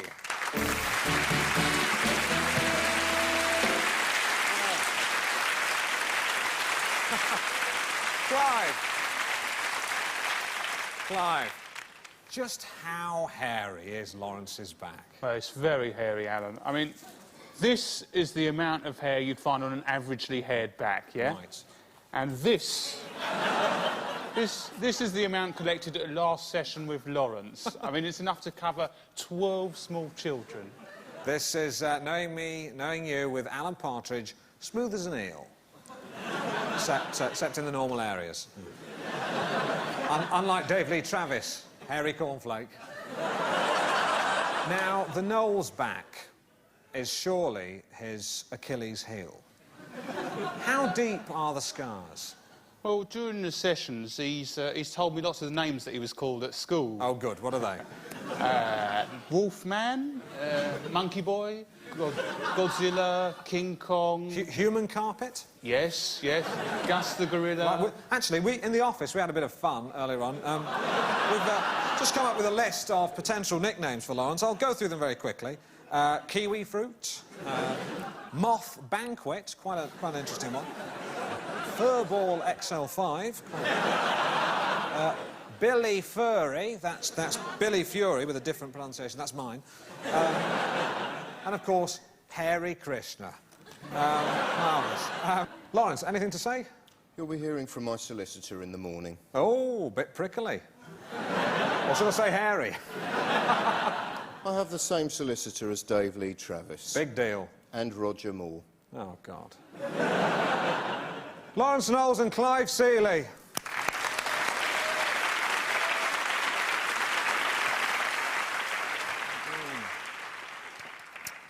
Nice kind of spunt, that. Now. Snel, snel, Achtung, Sieg, Heil, jawohl! those are just some of the comments shouted at my next guest at the 1936 Berlin Olympics. Why? Because she won gold medal for Britain in the 4x100 metres women's hurdles relay. She doesn't run anymore, she's 78, but she can still get up and down stairs unassisted and refuses to use the Ronstadt chairlift installed by her son-in-law in 1991. Please welcome the Linford Christie of great-grandmothers, Elsie Morgan.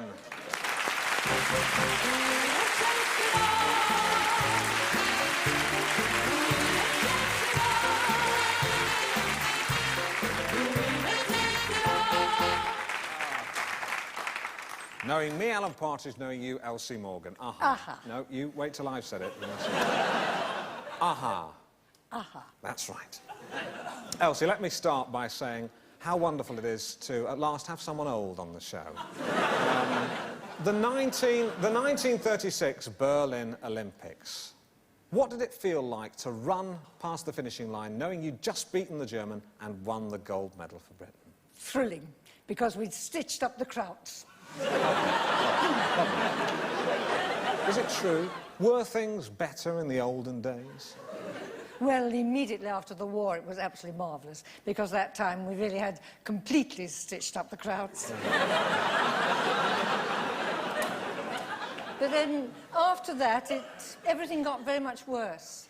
And there was a lot of immigration, and inevitably crime went up. Right. But there must have been some positive things. I'll tell you a little story. Please do. I brought my car in last week and parked it on one of those meters, you know. I went into Debenhams very quickly. I came out very quickly again, and there was an awful man writing me a parking ticket. I said to him, now, is it reasonable to give me a parking ticket for 2 minutes? Well, after a while, he saw sense and admitted that it was a bit silly, and he let me off. Good for him. Yes, but after I got home, I thought, that man let me break the law. He shouldn't have done that. No. So I rang his employers and told them what had happened. And later on, they rang me back, and I was delighted to hear they dismissed him. Good riddance. Particularly as he was black. Right. They bend the rules, don't tell us they, about Alan? sport. They don't play Tell us by about our sport. rules. Don't you find that? Right, shut there? up. You can't say those things on television, not anymore. But why not? Shut it.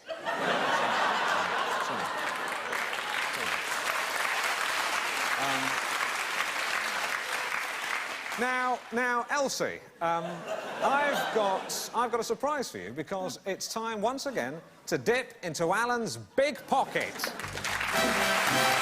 you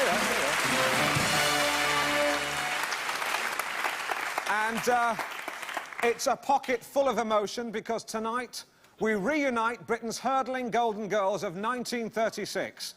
They haven't seen each other for over 50 years. Sadly, Lindsay Farrow, who ran the second leg, is no longer with us. But the other two are. Will you please come out of my big pocket, Anne Wiley and Georgina Clark?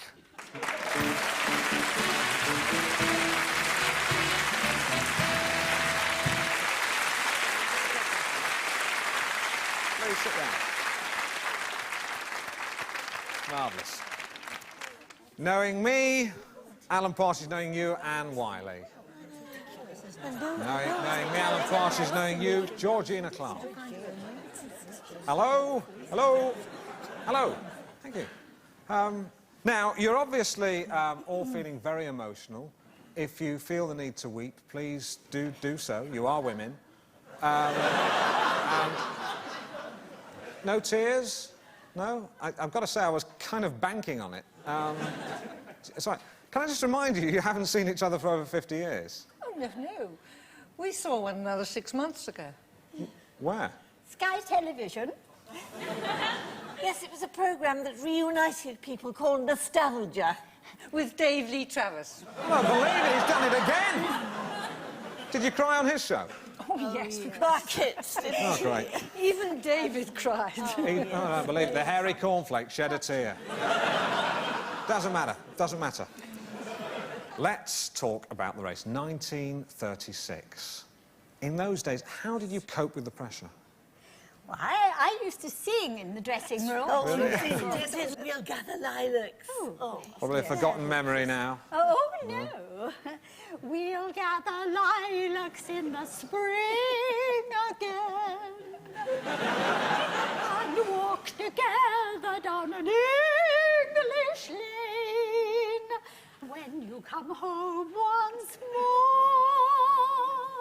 And in the evening, in the twilight glow, I'll hold you close and never let you go. We'll gather lilacs in the spring right, okay, no, right, yeah. and walk together. Marvellous, marvellous. Give me another applause. Marvellous. Lovely, lovely. Great. That was lovely. Well, at this stage of the show, some of my viewers may be thinking, Alan, you're a liar. You promised that this show would be hot, and now you're chatting to 3 senior citizens. But if I said I am now going to jump into a TARDIS, go back in time and recreate the Berlin Olympics with these 3 old women, you would say, Alan, that is hot. We were wrong earlier.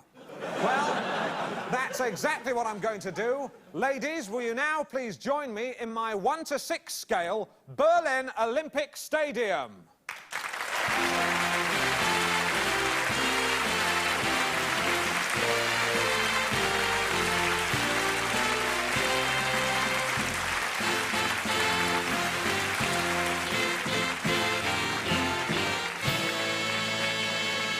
Join us live at the Berlin Olympics on Grandstand in 1936 on this pleasant summer's morning in Nazi Germany. Everyone's here. Hitler's in his box. Jesse Owens just waved at him. He doesn't like that. And we wait for the race to start. So I'm going to fire a gun. It's quite loud. Don't let it worry you. Right? Okay. On your marks, get set. She's off like a bullet. Anne Wiley. Fast as a bullet from a Luger, courses ahead. Coming up to the first hurdle, she's cleared it! She's cleared it, landing like a tomcat, and off again round the bend, and puts the baton over, hands it over to Lindsay Farrell. Sadly no longer with us, she's represented by a cardboard cutout. It's a clean pass. Let's see what you're made of, Georgie girl. Put some egg on Hitler's face. Just kick that, love. Kick that over. Oh, dear! The hurdle has fallen. It's all down to Elsie. Elsie Morgan. Can she do it? And she has. She's won the gold. Ladies and gentlemen, the golden hurdlers of 36.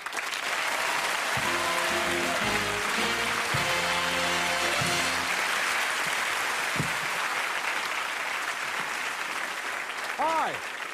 I'm in Alan's big pocket. Why? Because I'm getting undressed.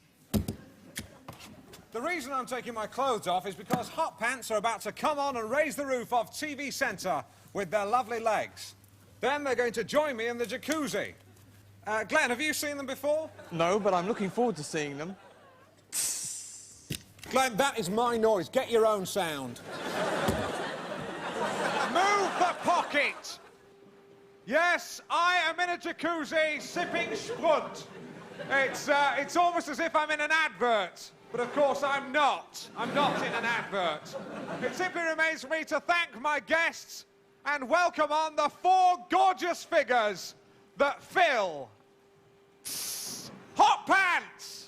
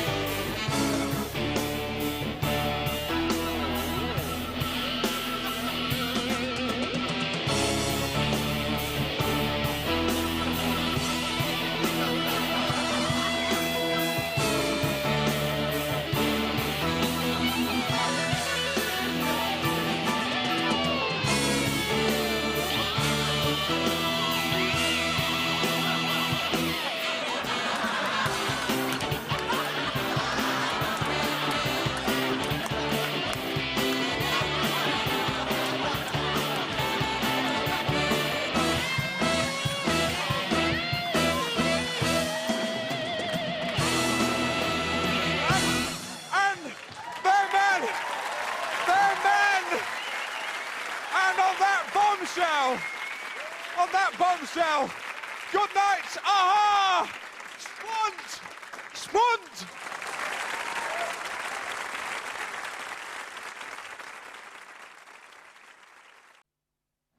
Paris, city of French people. Home of Quasimodo, Louis XIV, Hercule Poirot and Sacha Distel. City of lovers, of artists, of the croissant, the cappuccino.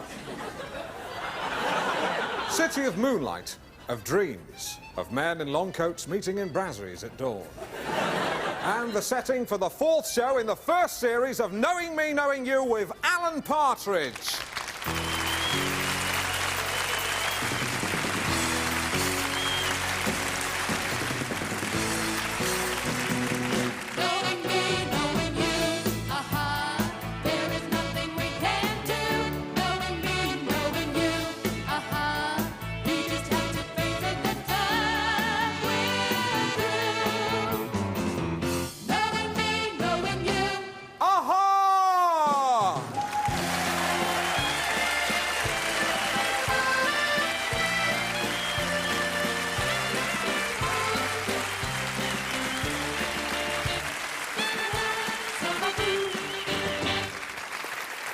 Bonjour, bonjour, bienvenue tout le monde.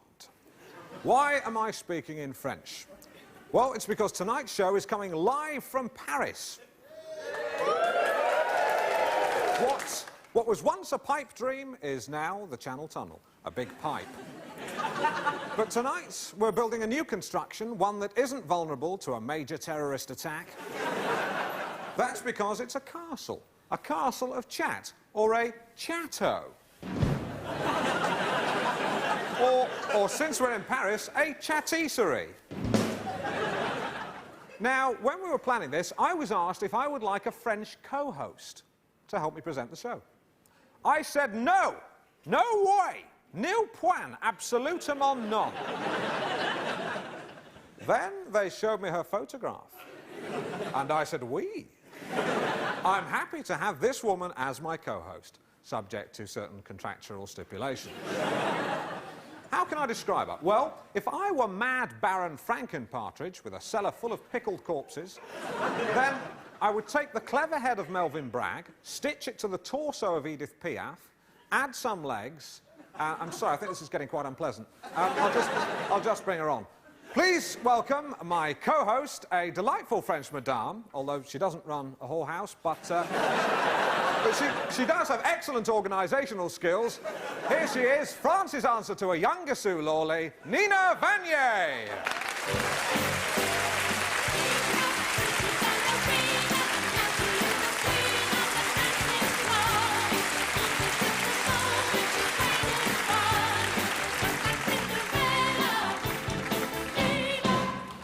You won't find these at your local B&Q. They're French.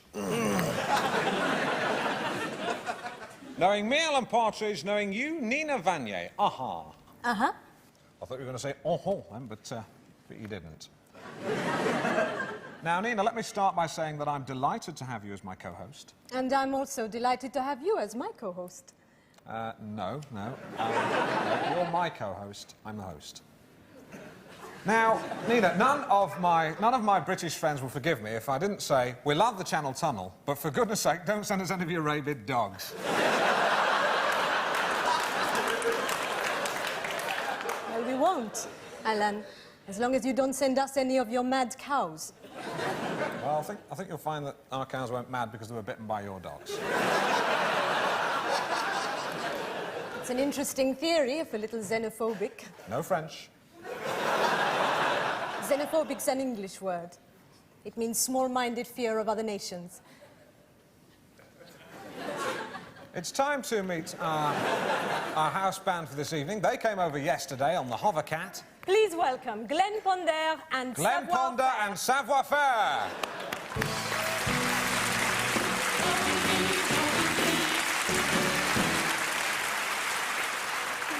Knowing me, Alan Partridge, knowing you, Glenn Ponder. Aha. Aha. And knowing me, Nina Vanier, knowing you, Glenn Ponder. Aha. Aha. Knowing me, Alan Partridge, knowing you, Savoir-Faire. Aha.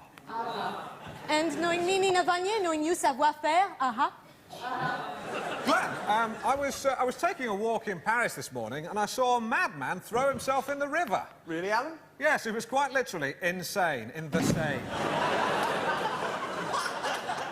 Seriously, Glenn, seriously, are you looking forward to the high-kicking ladies at La Folie Bergère tonight? No, that was last night. Plan was changed. What? I thought you knew. We left a message. Well, I didn't get one. Yeah. And I was in my hotel room all night. I ended up watching the Poseidon Adventure on TV. It was dubbed in French. There was no message. Oh, I left one. Glenn Ponder, and you definitely left a message. Yes. OK. Glenn Ponder and savoir-faire.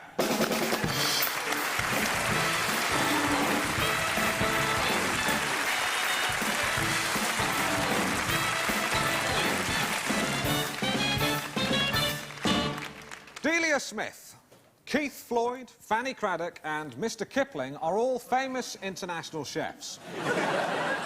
So is our first guest, my first guest. He's the most controversial chef in Paris. Passionate about food, not so passionate about the celebrities who dine in his restaurant. Recently, he poured rice pudding over Brian Ferry's head. And slapped Jeremy Irons. He's wry, he's spry, he's crisp and dry. Please welcome super chef Philippe Lambert.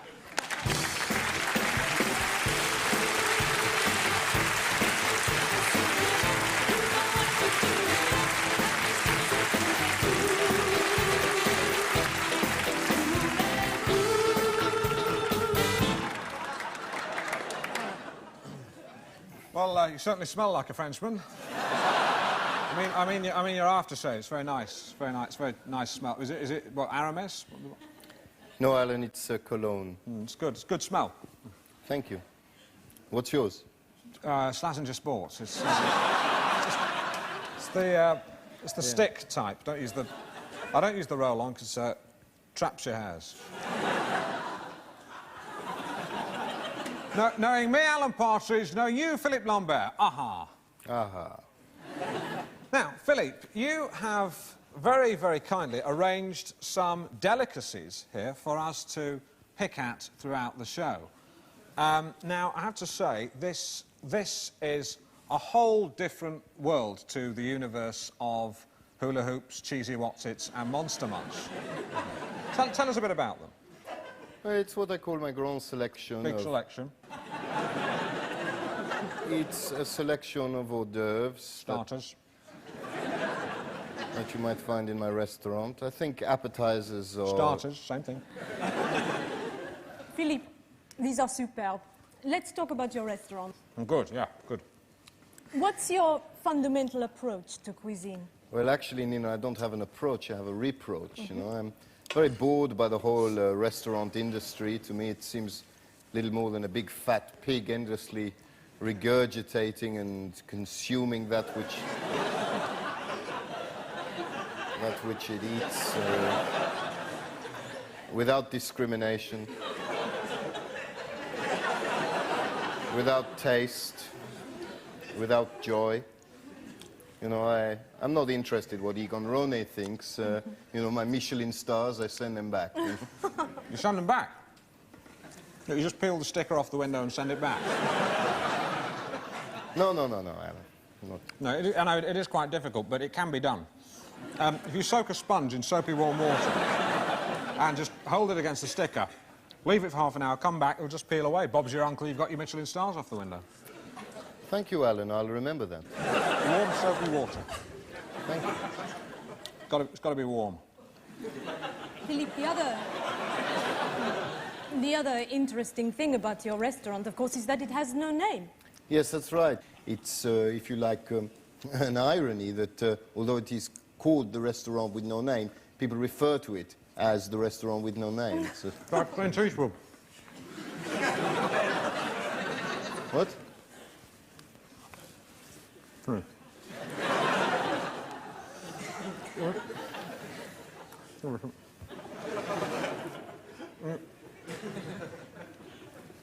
I'm just saying it's like Clint Eastwood.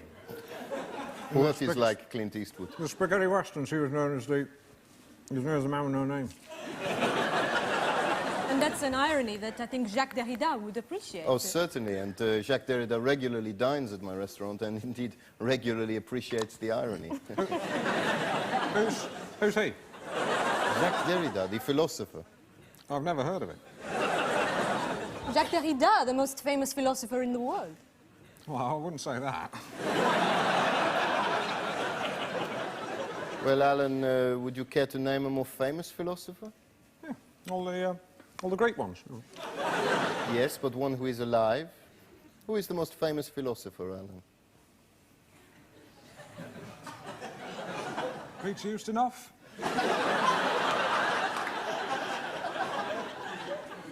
Yes, absolutely right. Yes, I'd forgotten about that. Thank you. Well, I'm lost. Your next question, please, Confucius. I'm not confused. All right, here's a good question. Now, you are known as the top chef in your field. You've only got one restaurant. Bernie Inn has thousands. Jealous? I don't know who is Bernie Inn. You've never heard of Bernie Inn? He's the most famous steakhouse proprietor in the whole world. Well, I'm sorry, Alan. Maybe Peter Ustinov should get together with Bernie Inn and open a steakhouse, you know, and have a steak, talk about philosophy. Yeah, that's a good idea. They could call it Pete and Bernie's Philosophical Steakhouse. Good idea. Actually, Philippe, what you were saying earlier about your restaurant having no name, I was thinking that another figure who would have been amused by that is, of course, René Magritte. No French. He was Belgian. Same thing. You like that one, Alan? It's quite nice, quite chewy. What is it? It's beef. What sort of beef? Bull. What part of the bull? It's a gland. How many of glands? How many of this glands does it have? 2. What? Ladies and gentlemen, Philippe Lambert. Are you all right?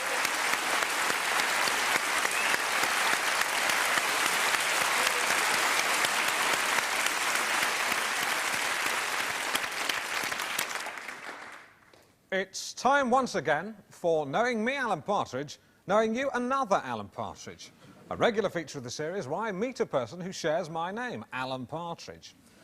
This week we had to find a French Alan Partridge. That has proved impossible, but the French for partridge is perdrix. So we scoured the countryside for an Alain Perdrix. We found one. He's a lorry driver from Marseille. He's visited England twice on various deliveries. I've not got the details. But he's here tonight. Please welcome Alan Partridge, French for Alan Partridge.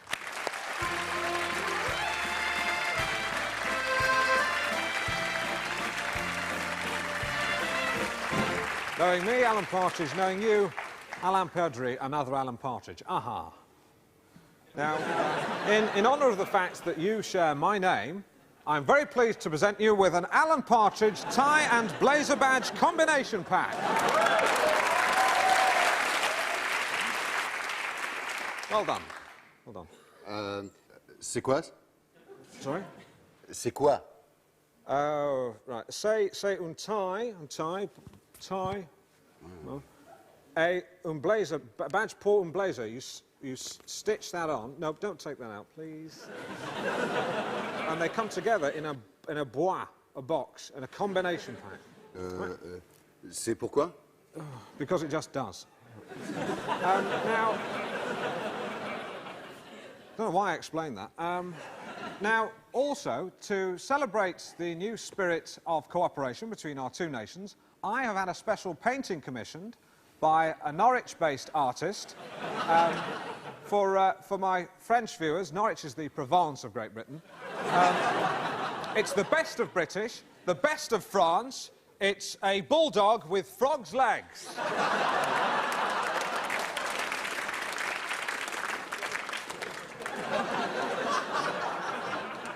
comprends pas pourquoi... I don't understand. Why can't you just take it and go? Allez, Alan Partridge. Alan Partridge. Alan Partridge.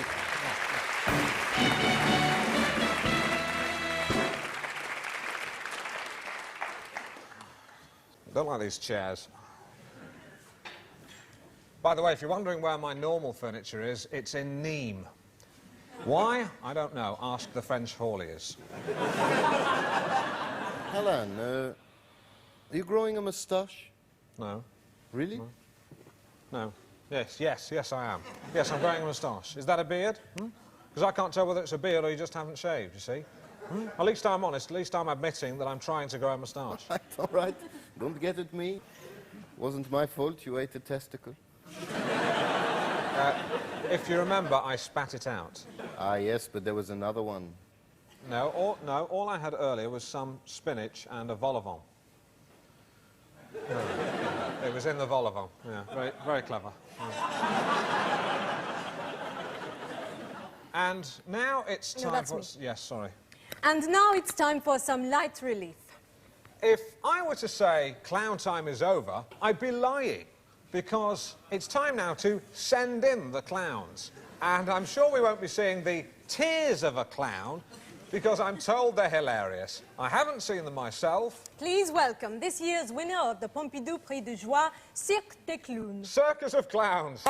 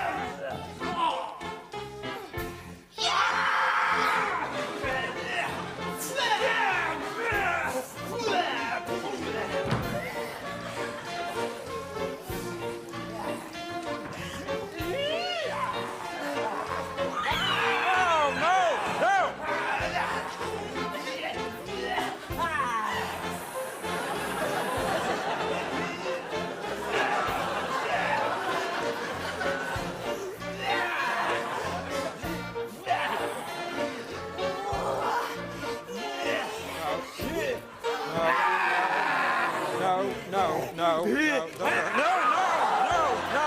Cirque des Clowns! Cirque des Clowns!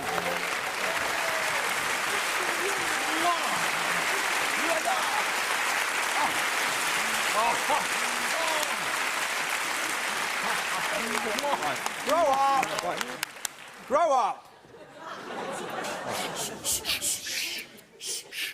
Thank you. Cirque des Clowns, yeah.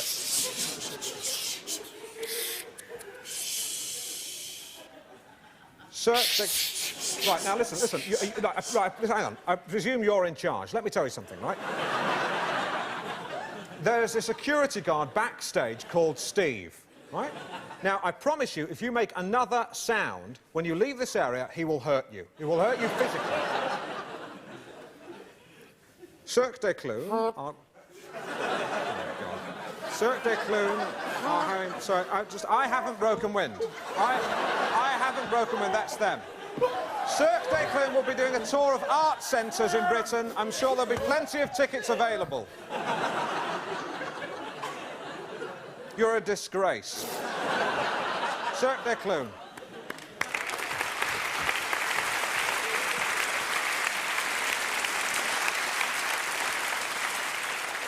Sanity. What are you doing there? What are you doing? You get out! Why is he still here? Can someone remove this clown, please? Where's Steve? Is it... He's backstage. No, we'll get him after. We'll get him after.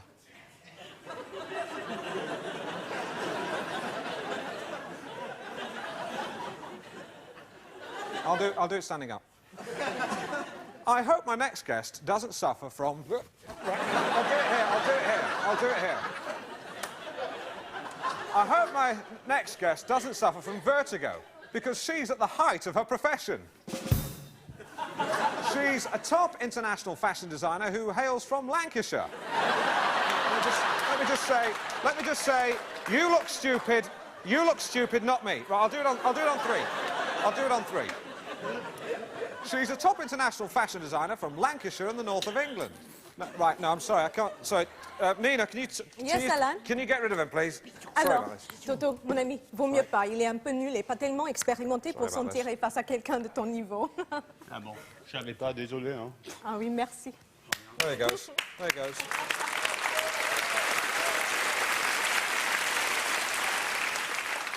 There he goes, tail between his legs.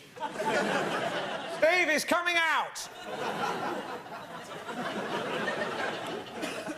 I hope my next guest doesn't suffer from vertigo, because she's at the height of her profession. So what did you say to him to get rid of him? Oh, no, it's not necessary to translate. No, seriously, I want to know. No, you don't need to know. No, you know the contract. I command you to tell me. Very well. I told him that you are completely out of your depth with a creative artist of his caliber and that lack of experience makes you unable to cope with the situation in a professional way.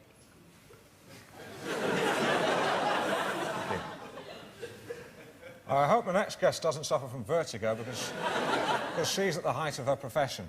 We don't need to do it now. She arrived yesterday from London on the train because she doesn't like flying. She really does suffer from vertigo. And she caught the train from Waterloo. Please welcome fashion guru Yvonne Boyd. Who came from Waterloo. Oh, important.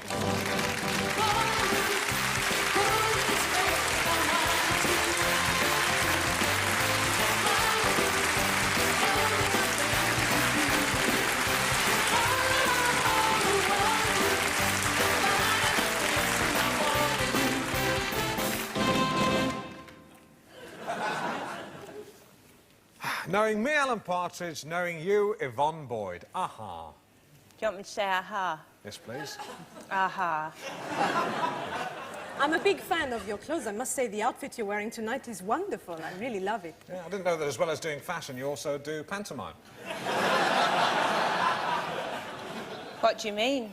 I presume you're Widow Twankey. No. Are you an ugly sister? Alan, these are Yvonne's clothes. I'm sorry, I thought you did pantomime. No, I don't do pantomime. Well, maybe you should, you know, I mean, you've got the clothes, and without wanting to be vulgar, the money is very good. It's very good.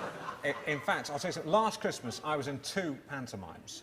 I was in Norwich and Colchester as Mother Goose. And in fact, I had to travel from one theatre to the other in my goose suit. You know, it was quite hectic, you know, but believe me, at the end of the season, I quite literally laid a golden egg. It's worth considering. Peter Pan, Widow Twankey, buttons. Yvonne, can you talk us through the thinking behind this magnificent outfit you're wearing? Well, it's a sort of fin de siècle ghost in the machine. Is that the distributor cap off a Ford Mondeo? I've absolutely no idea. Let's have a look. Yes, it is. Do you drive a Ford Mondeo? No. I don't drive. I don't like cars. She doesn't drive, she doesn't fly, doesn't do pantomime. What do you do? I design clothes. Is that all? Yes. Well, that's interesting. Because whereas you're a master of one trade, I like to think of myself as an Alan of all trades. And I've got a bit of a surprise for you, Yvonne, in this, a new regular section of the show called Alan's Trades, in which I demonstrate a trade that I'm an Alan of. This week's Alan trade is fashion. Now, I'm not Giorgio Armani. I'm Alan Partridge. But my name has become associated with a certain look. A look I define as sports casual. Yvonne, tell me what you think as we look at a partridge in Paris. A partridge in Paris. Alan Partridge in Paris. The first look is what you'd wear to drive to Paris. It's called Cruiser Arriviste. Canary yellow shirt, horizon blue stay crease action slacks, cap, Polaroids, tan string-back driving gloves. It's a look that says, I'm in control of my vehicle. Who's this cool customer? ice white shoes, ice white socks with navy blue double cadet stripe, a pair of shorts, T-shirt with chevron action flash, l'homme du sport, man of sport. The tossed pink sweater that says, I'm in Paris and nothing's going to stop me. That's the Eiffel Tower. The classic English gentleman abroad. It's David Niven. It's Stuart Granger. It's Nigel Havers. It's a green blazer. The look, imperial leisure. Offset the look with those 4 old reliables, cravat, hat, summer spectacles, and for a touch of class, the Alan Partridge blazer badge. A lot of people have asked me about the blazer badge. Well, I'll describe it in the top right... Sorry, I'll do it next week. I'll do it next week. The place, Champs-Élysées. The man, Alan Partridge. The look, strolling pastel. A classic summer suit with the omission of long trousers. A partridge in Paris.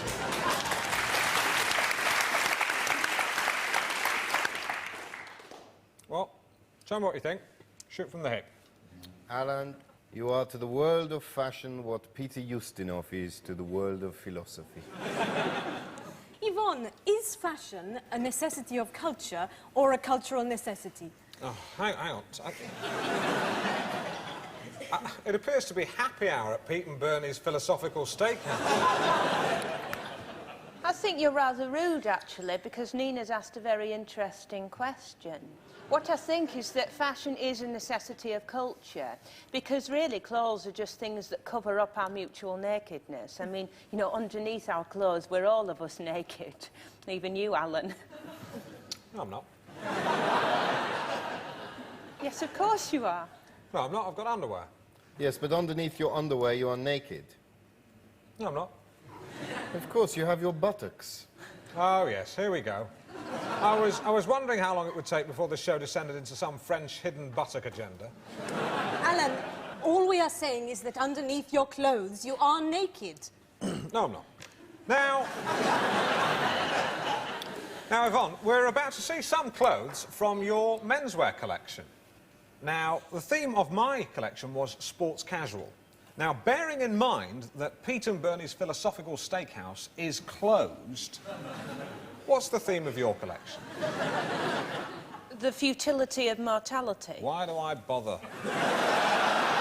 Bring on the models. Bring on the models. Right, well, the first model is Tor, and Tor's cap and shorts are made of bandages, and his linen jacket has got real surgical stitching on it. He's also got a little truss on, which is a sort of ironic bum bag.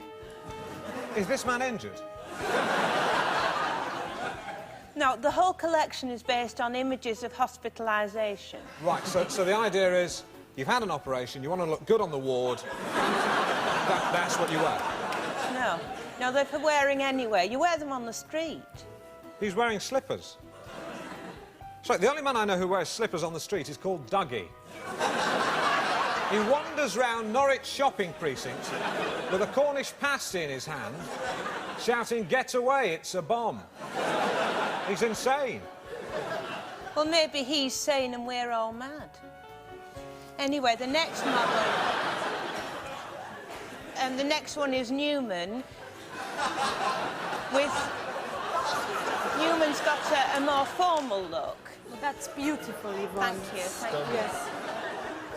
And here you see, I've broken up the classic lines of the suit with a saline drip attached to an umbrella and with a pair of brogues, one of which is orthopaedic. He looks like he's been in a car crash. The final model, who's coming on now, is Matt. Now, here I'm playing with ideas of constriction and freedom. So, just as the plaster boots here impede, the bandage kilt liberates. This waistcoat covered in corn plasters. Are they used? Oh, for goodness sake. Not. Don't be so ludicrous. Sorry, I'm being told I'm ludicrous by Mrs. Whippyhead.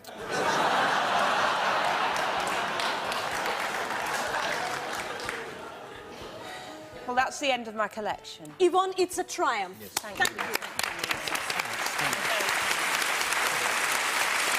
Sorry, So I'm confused. I've got to ask a couple of questions. This man here, what's this round his midriff? It's a blood bag. What if it bursts? Well, you mop it up. What with? What with? With the eye patch. It's not a problem. I mean, what if your nose bleeds? You know, what if your arm bursts?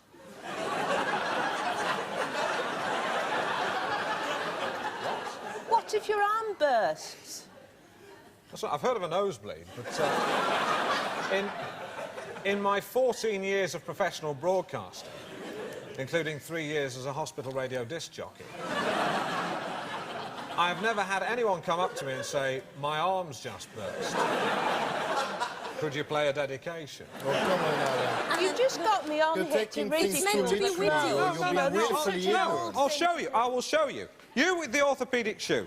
What's his name? Newman. Newman. You just walk up here and then walk back again, easy as you like.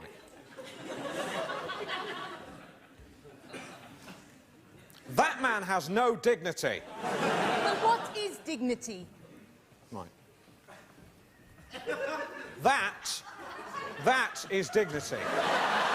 More or less. No one will wear these clothes. They look rubbish. Ordinary people do not like those clothes. I like those clothes. I like them too. You're not ordinary, you're French. Glenn, my old mate, Glenn. Those clothes, are they rubbish or what? I like them. Quite nice. What? You traitor. There stands Judas Ponder.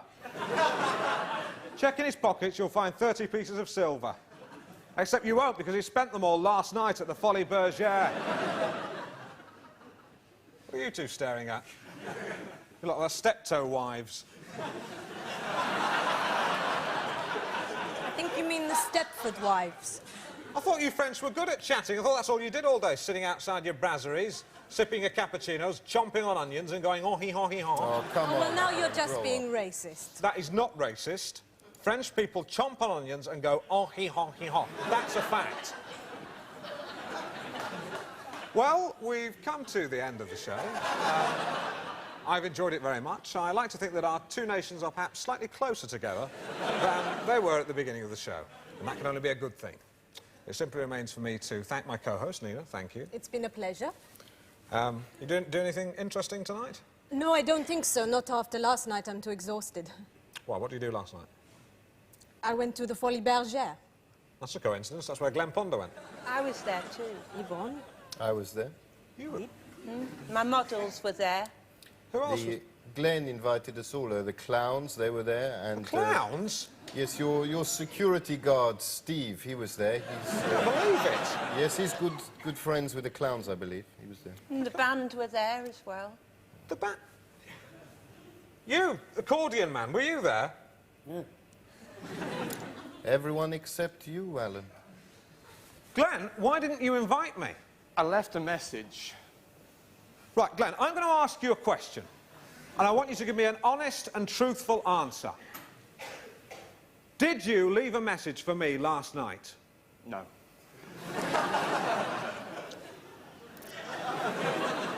Thank you. Quite honestly, Alan, I didn't think they'd let you in. You know, there was a sign outside there saying no jeans, no trainers, no sports casual wear. Glenn. It's just a joke. Just a joke. Huh? Here's a good joke. Here's a good joke. I see you like this one. There's this bloke called Glenn Ponder. He's playing jazz synthesizer in a Norwich wine bar. In walks Alan Partridge. Alan gives him a big break on national television. Glenn's pleased. Glenn gets lippy, Glenn gets the sack. What do you mean? You're sacked. You are sacked. I'm sacking you. In fact, it's happened. It's over. It's already you are a sacked man. You've been sacked. You're the subject of a sacking. I want you off these premises in 10 minutes, knowing me, Alan Partridge, sacking you, Glenn Ponder. Aha!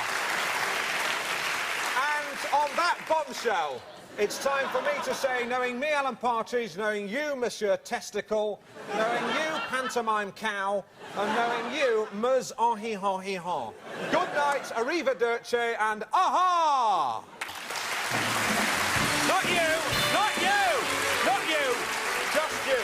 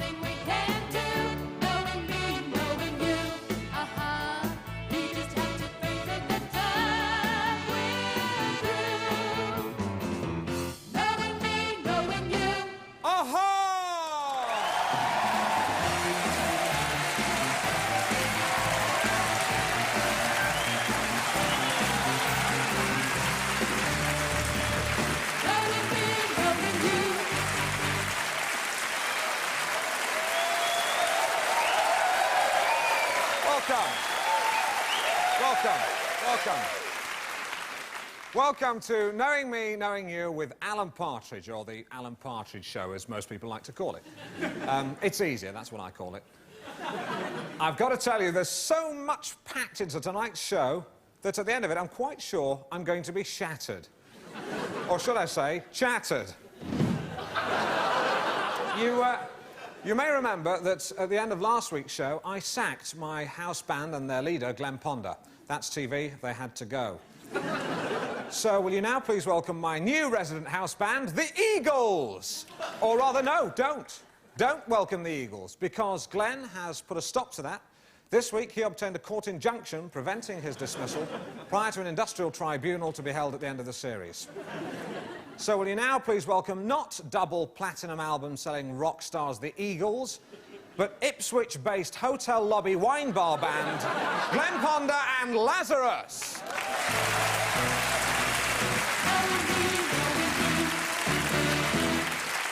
Knowing me, Alan Partridge, knowing you, Glenn Ponder, aha. Uh-huh. Knowing me, Alan Partridge, knowing you, Lazarus, aha. Glenn, if this show was a motor car, what kind of motor car would it be? I've no idea. Chatty, chatty, bang, bang.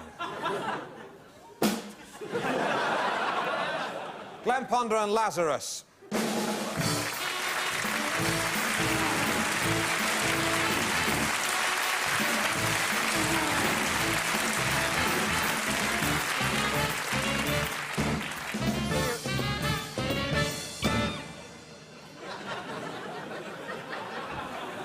See you in court. My first guest was born within the sound of Bow Bells. He is a Cockney man. 30 years ago, he crawled out of the maggot-ridden cesspit that is the East End of London to become Britain's most colourful boxing and entertainments promoter. He spends all day on the dog and bone phone. He's about to come down these apples and pears stairs. I'm sure we're going to have a great bowler hat chat. So please welcome a very special antique Edwardian tea chest guest. That last one was mine.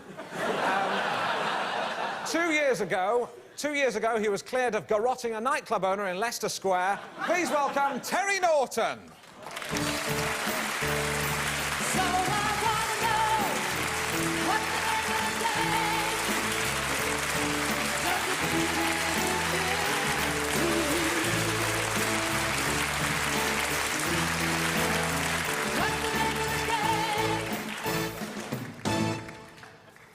Ah, nice whistle. Whistle and toot, suit. Flute. Sorry? Whistle and flute. Yeah, right, whatever. Knowing me, Alan Partridge, knowing you, Terry Norton. Aha. Aha. Now, Terry, sport.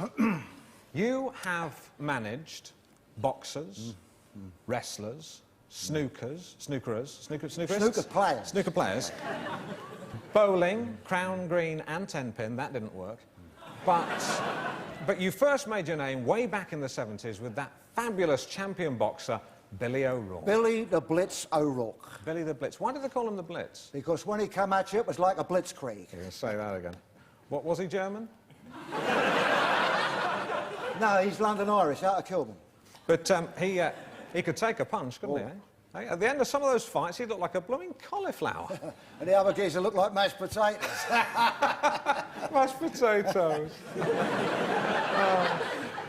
Billy the Blitz O'Rourke.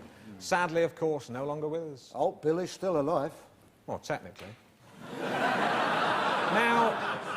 Now, Terry, you come from a very humble background, but now you mix with the great and the good. You're a little cockney whelk sitting on a plate of oysters. Do you ever sort of think to yourself, how did I get here on top of this plate of oysters? Well, of course I do, Alan. I mean, it's a combination of determination, perseverance, and a good head of business. Of course, and if I may say so, we're a little bit of blooming luck. Is that fair? Yeah, well, you know, if you like, yeah. Now, you and me, Ono, we're the same. Now, we're two working-class boys, no education, no qualifications. But through sheer determination, we have made it to the top of the tree. Well, I've got to pick up on a couple of points there. I did go to East Anglia Polytechnic, and I've got a couple of pretty good A-levels. Yeah, well, you know what I mean. Yeah, I know, and very quickly, as regards working class, my parents did own their own home, and we holidayed now and again in Spain, so I don't think that's quite right. But I imagine you know Spain quite well, what with all your connections. Yeah, I've got a villa out there. It's cut into the cliff, overlooking the Med, blinding. Lovely. Well, you would, wouldn't you?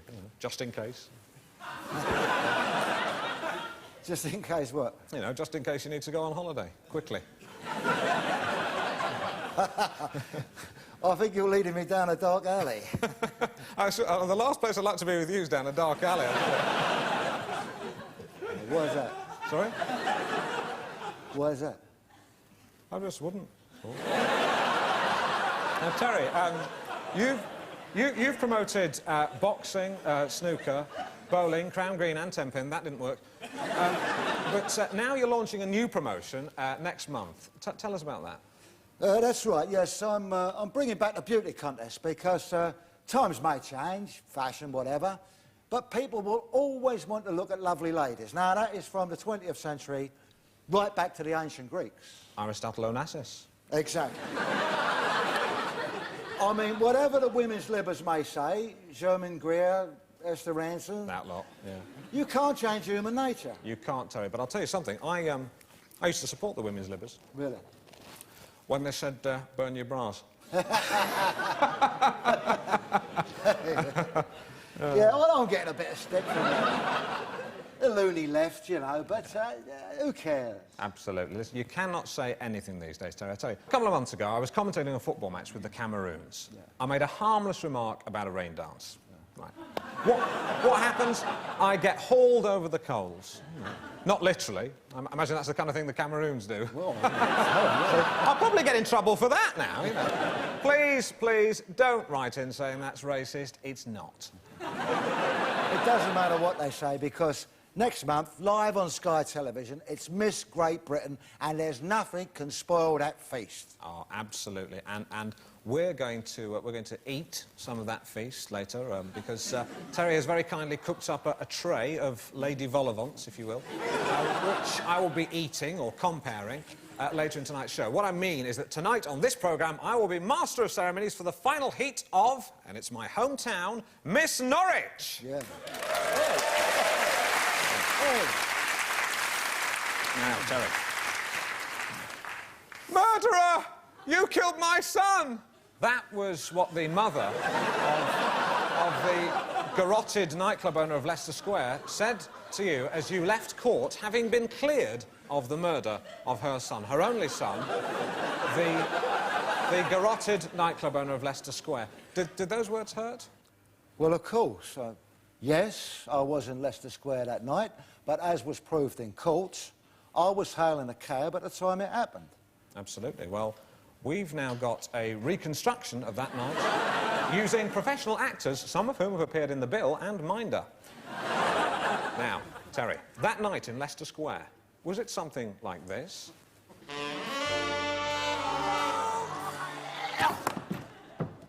Taxi! Is that how it was? Well, yeah, more or less, yeah. Right, because at the time, there were some people who said it happened like this.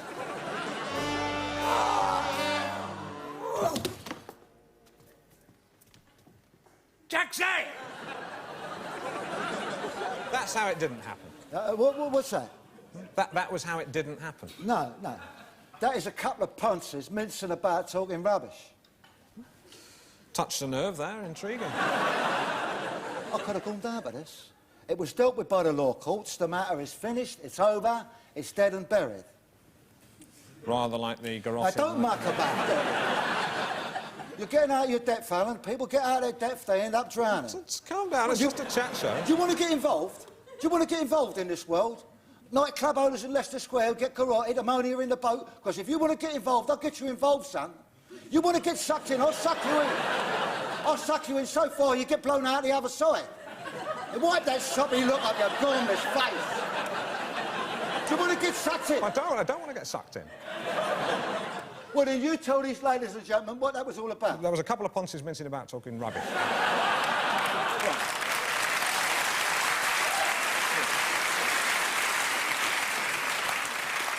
Thank you. Now, are we going to have a beauty contest or what? Beauty contest, please. Thank you. I'll see you later for that. Thank you for that nice chat. Ladies and gentlemen, Terry Norton, an innocent man.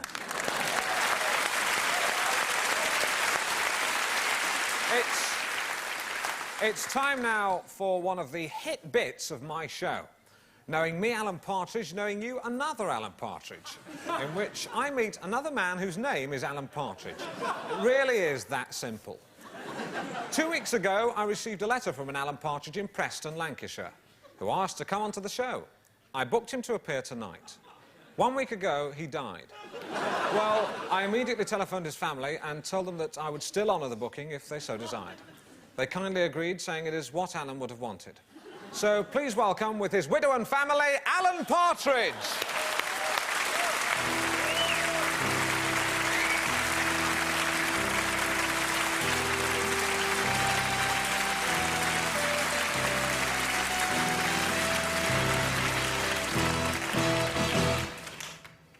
Knowing me, Alan Partridge, knowing you, another Alan Partridge, rest in peace, Knowing me, Alan Partridge, knowing you, Mary Partridge, Knowing me, Alan Partridge, knowing you... I'm sorry, I've forgotten your name. Liam. Liam Partridge, son of Alan, No, not you, just you. Tell us, what was he like? Well, he liked to drink. He didn't suffer fools gladly. Oh, no, he got quite a temper on him. Right.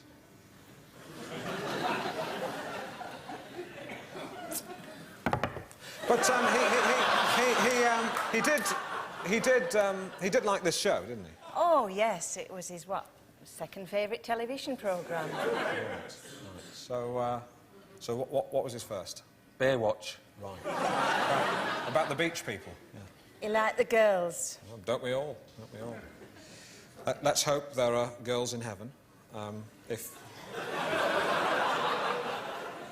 that's where he's going. You know. From what you say, it seems a little unclear. But who knows? Perhaps there are girls in purgatory or hell. But no one leaves this show empty-handed. So I don't know why I'm doing it in that voice. No one leaves this show empty-handed. So I'm very pleased to present Alan this lovely headstone for Alan's grave. It's a granite marble mix in Normandy grey, and it's covered in Jubo seal, which means any graffiti from vandals can just be wiped clean. So, do you like it? It's lovely. He was actually born in 1931. Right, what have we got? 32. Right. 1 year out, not bad. I mean, if it's a problem, we can re-grind it. We'll take it away and get it re-ground. Yes, that'd be great. Right. But, the problem is, I mean, we can do that. It's just it'll take a couple of weeks, and it's only 1 year out. He'd like the right date. He would like the right date. He would like the right date. Right. It got quite a temper. Well, he's hardly likely to display that now, is he? but if you want it reground, we'll get it done. Thank you. It's what he would have wanted. Right, well, we'll do it. It's not a problem. Thank you. Thank you. Right. Sorry. What? Sorry. Sorry. Right. Well, ladies and gentlemen, Alan Partridge, his son Liam, and his lovely widow Mary.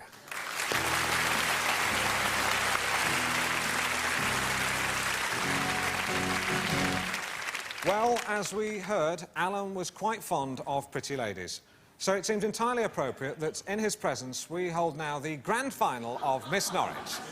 Mary, you've agreed with Liam and your Uncle Pete there to stay a little bit longer and judge tonight's contest. Yes. So take up your positions, please. Glenn, would you like to judge Miss Norwich? Yeah, I'd love to. Well, you can't.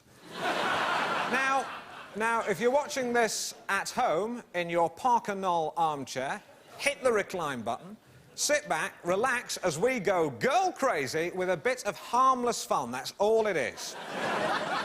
Please welcome the finalists for Miss Norwich. The first contestant is Susan Atkinson. She's 20 years old. Her vital statistics are 34, 24, 33, so she's slightly bigger at the top. She's a shop assistant for Saxon Shoes, and she tells me the most popular shoes are plain black lace-ups with 6 eyes. Contestant number 2 is Donna Cookson.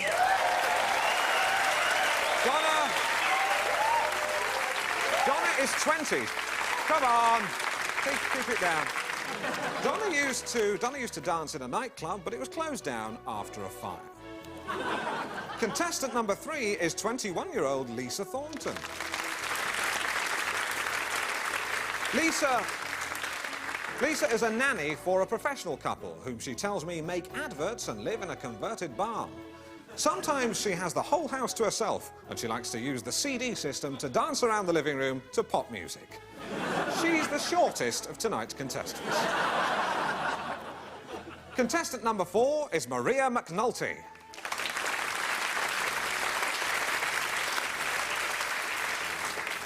Maria is an Irish Roman Catholic. She tells me that before each beauty contest, she says a quick prayer. She has a 36-inch bust. Ave Maria! And our final contestant tonight is Siobhan Glukowski. Siobhan works in William Hill Bookmakers. So, what are her odds tonight? I'll tell you, they're 50 to 1. She's a rank outsider.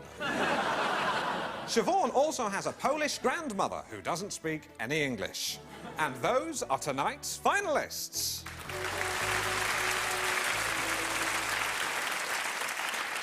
Well, we've looked at their bodies. Now let's look at their minds. Susan Atkinson, you work at Saxon Shoes. Yes. And I imagine you get a lot of competition from Dulcies? Yeah, we do. Great, lovely. Donna Cookson. Yeah. You've certainly seem to have a lot of fans out there. Are you enjoying the competition? Yes, I am. And do you watch this show at all? No. No. All right, that's all right. That's okay. That's fine. Right. Lisa Thornton, do you have any hobbies? Yes, I like swimming and dancing. Right. Lovely. Very nice. I've always wanted to meet you. Really? I like your moustache. Really? Yeah. It, really suits your face. Right. I keep it trimmed with nasal scissors. Yeah. Makes you look like Rhett Butler in Gone with the Wind. Well, frankly, my dear, I don't give a damn. Of course I do. Of course I give a damn. You're lovely. What's your ambition? Well, I'd like to work in television. Really? Yes. Great. Well, we should have a chat. After the show. Well, you're all staying at the Holiday Inn? Oh, well, the other girls are, but I'm staying here at home with my mum. Right, OK, right. You could just go back to the hotel for a drink, you know, just a quick drink, and, you know, you get your taxi home afterwards. I'll speak to your mum if you want. OK. Right. Lovely. No, we'll have a chat afterwards. Thank you. Good luck. Thanks. Right, OK, do you like animals? Yes. Do you? Yes. Right, OK. Right. Well, we've done them all, so while the judges make up their minds, I'm afraid you're just going to have to listen to Glenn Ponder and Lazarus.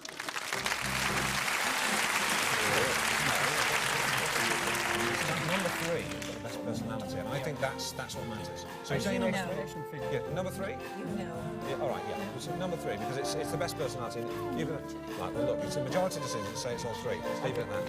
Right, well, shut up. Right. OK, right, Glenn, thank you, Glenn.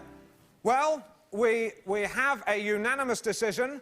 The winner of this year's Miss Norwich beauty pageant is contestant number 3, Lisa Thornton. Aha!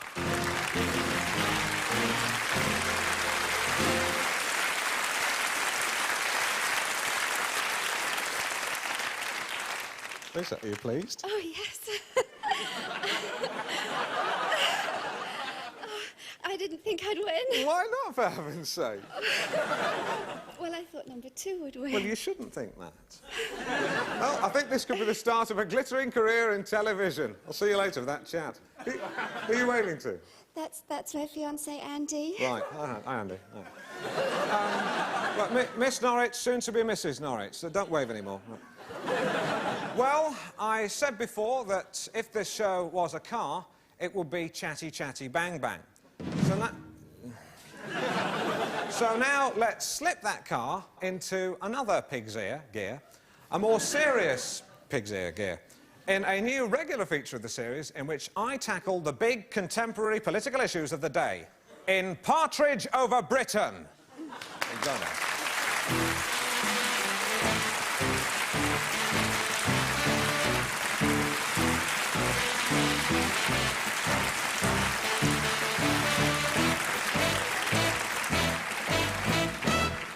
Next week, the voters of West Chalfont in Buckinghamshire go to the polls for a by-election caused by the death of the sitting Conservative MP, Sir Maurice Christopher, who tragically died last month after choking on scampi. So, let's meet the candidates.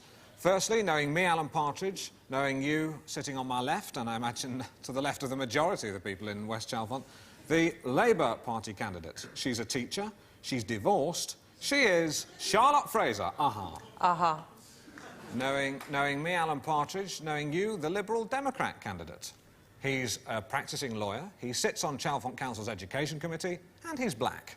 Ronald Biggs. Aha. Aha. In the middle, me, Alan Partridge. Aha. And on my right, the Conservative Party candidate, Adrian Finch. Adrian and his wife, Rosemary, have been married for 14 years, and together they have 3 lovely children. Adrian, I believe you're also a big fan of steam engines. Yes, that's right, Alan. It's a full steam ahead for the by-election. Lovely sense of humour. Adrian Finch. The Partridge meets the Finch. Aha. Aha. Lovely. And the final candidate, who we have to have on, he's paid his deposit, that's democracy, is Lieutenant Colonel Kojak Slaphead III of the Bald Brummies against the Big-Footed Conspiracy Party. Aha. Bald Brummies! Come on. Please, there's a time and a place for fun and enjoyment, and it's not on this show. Right, we're going to open it up to my studio audience. Throughout the questions, I will be remaining impartial at all times. I will remain Pontius Partridge. So any questions for the panel, please? Yes, the woman with the high head. Yeah, I'd like to ask the panel, in view of the rising crime rates, would they consider the reintroduction of capital punishment? Fair point. Charlotte Fraser, Labour. We see these pictures of old women's faces in the paper. Surely the best way to deal with hooligans is to hang them by the neck until the spinal column is severed, thus starving the body of oxygen. Isn't that the best, most sensible way to deal with them? Absolutely not. No, hanging really is brutal and barbaric and the hallmark of an uncivilised society. Okay, what about lethal injection? Gas chamber, No, electric chair, you know, with spoil for choice. That's not really the point, Alan. I mean, all the indications... Firing squad? The head slap? The head slap? Sorry, please don't do that, Lieutenant Colonel Kojak Slaphead III. There's no evidence to show that capital punishment would reduce the crime statistics. Well, it'd reduce it by 1, wouldn't it? Adrian Finch, capital punishment. There's a gibbet. Will you pull the lever? Well, whether I pull the lever or not is not the question. Yes, it is.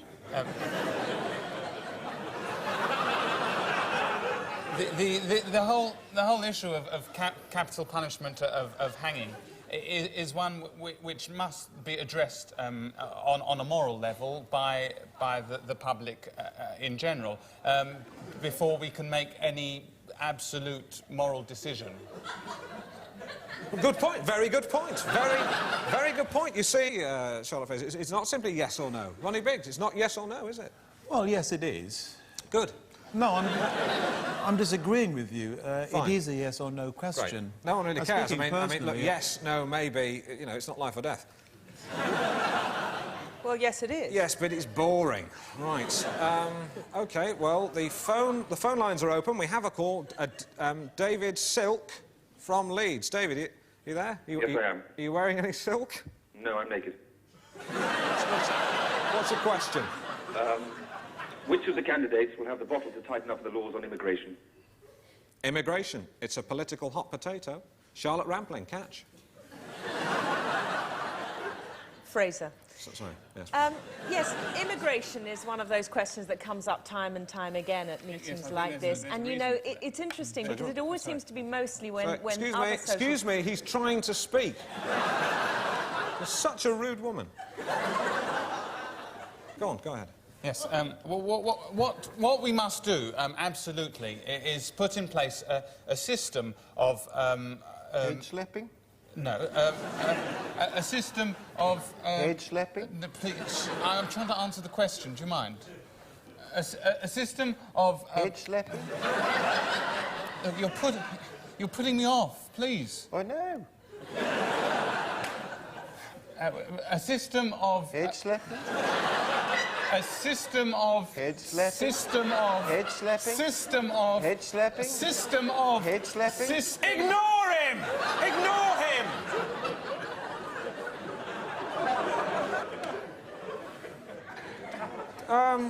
The government, aren't they bringing out a white paper or something? Sorry? Aren't the government bringing out a white paper? Are they? Yes, they are. Right. Yes. We're bringing out a white paper which should end all discussion. You're going to have to do better than that. I'm trying to help you out here, mate. You're in danger of losing the safest Conservative seat in the country. Get a grip. Full steam ahead. No, you made that joke earlier and it wasn't funny then. He's run out of steam. You see, he's quick. Get on the ball. Charlotte, don't tell me. No, it's gone. Fraser. Fraser, right. Do you want to talk about, I don't know, women or something? No, I'd like to carry on talking about immigration as I was before you interrupted me. Fine. It's interesting, you know, that people very rarely mention the fact that the immigration laws in this country are actually some of the most stringent anywhere in the world. I'm sure, Ronald, you'd bear me out on that is the case. There are statistics showing that more people emigrate from the country than immigrate into it. Exactly. It's complete red herring. I've never done 5. Great! 6. No, sorry. All right, let's have another question from the studio. Yes, the woman. The woman up there with this business. Yeah. What would the panel do to create more cycle lanes in the No, that's a terrible question. The gentleman with the spectacles there. Yes, I'd like to ask a question. Hang on. Are you a slaphead? I'm sorry? Are you a bald Kojak Bigfoot hater? Okay, I just want to ask a question about sport. I'm sorry, my mistake. Please do go ahead. Thank you. I'd like to ask the panel their views on the possibilities of the Bald Olympics coming to Birmingham! Very good. Yeah, all right, please. Bald Brummie! What? What? Who are you? Who are you? I am Lieutenant Colonel Kojak Slepid III. No, you're not. You're not at all. I'll tell you exactly who you are. Your name is Martin Dwyer. You're entertainments officer for Warwick University Students' Union. And he's not your father. Who's he? David Harrison. Don't do that voice anymore. It's not funny. Who's he? David Harrison. And what does he do? He's a tutor in political science. And what are you studying? Law. What do your parents think of this? Not that keen.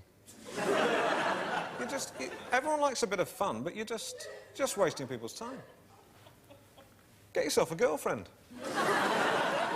Well, I think we know a little bit more about... Thank you for coming along. We know more about the Labour system. Oh, for God's sake. Slepid! Look at his Slepid! You are a bloody shit! Oh.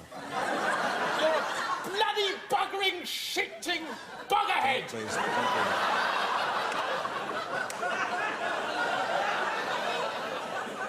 I think he's just lost the safest Conservative seat in the country. Full steam ahead. You bugger up! Please, don't! Please, this is not political debate! Ow, if you're going to fight, do it in the car park! Just stop it, please! Get security! Get security! Right, I'll have the both of you! Come here! Come here! I'll have you both. Right, I'll have you!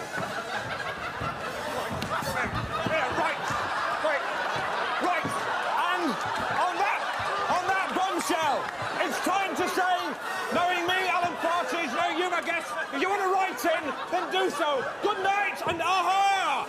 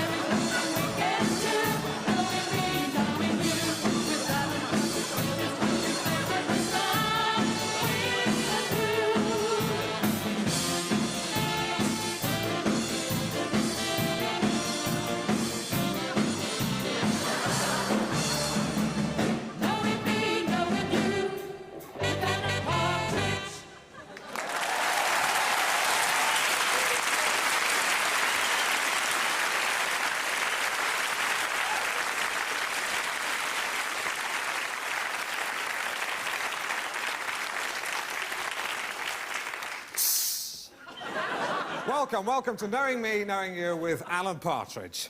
It's not the talk of the town, it's the chat of the town.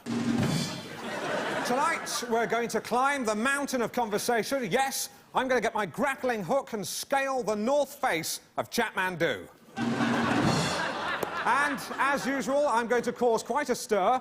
I'm going to put the chat amongst the pigeons. But suffice to say, tonight's show is an exciting stew of exotic vegetables, or guests, in a tomato-based source of entertainment. Yes, you've guessed it, I'm serving up Chatatouille.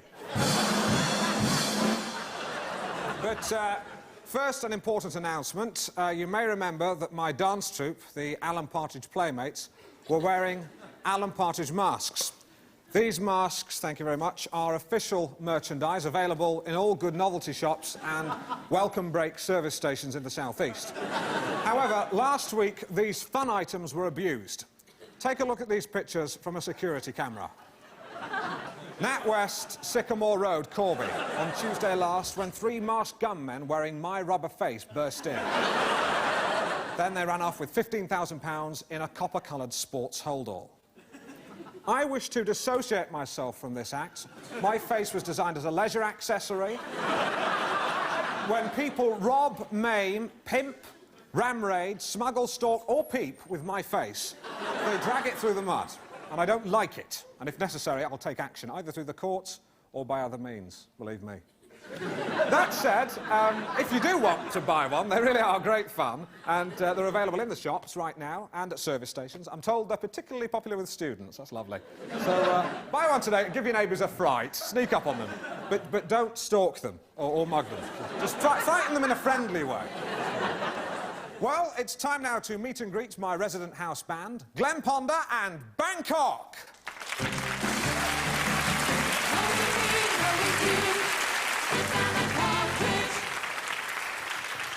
Glenn, I'm pleased you've seen sense and decided to cancel your court action. Very impressive.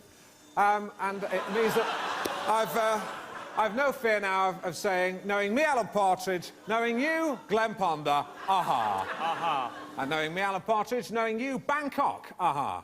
Aha. Glenn, I'm in a bit of bother this week. I've got a confession to make. I actually stabbed a senior academic to death in my kitchen. Really? Who was that? Professor Plum. I was playing Cluedo. But seriously, Glenn, I believe you've just had a new kitchen fitted, is that right? Oh, yeah, that's right, yeah. What prompted that? Well, my boyfriend's a bit of a cordon bleu, and it was his idea, really. His idea. I didn't know. Take me down, please. Yeah, well, he needed a bit more space, you know, and thought, what the hell, let's splash out, Right. you know? Conversation's finished now. You can come round for a meal sometime. No, thanks. Fine, thank you. Don't try to be very welcome. No, that's all right. So, can we get this quicker? So I'll jump the last couple of feet, if that's right. Glen Ponder and Bangkok!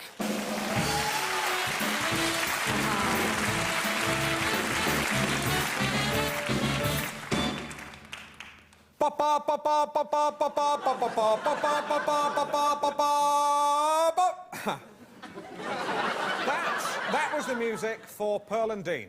We all know it, we all love it, we all admire it. My next guests are not Pearl and Dean, they're called Scott and Dean, but they are connected with cinema. That's why I just sang the Pearl and Dean song. They are 2 brothers who produce, write, direct and star in their own movies, and who swept through Hollywood like a plague of locusts shouting action, if you can imagine such a thing. They're 2 of Tinseltown's big shots, which is quite ironic, really, since they're both under 4'10". You'll see what I mean when I welcome Scott and Dean McLean.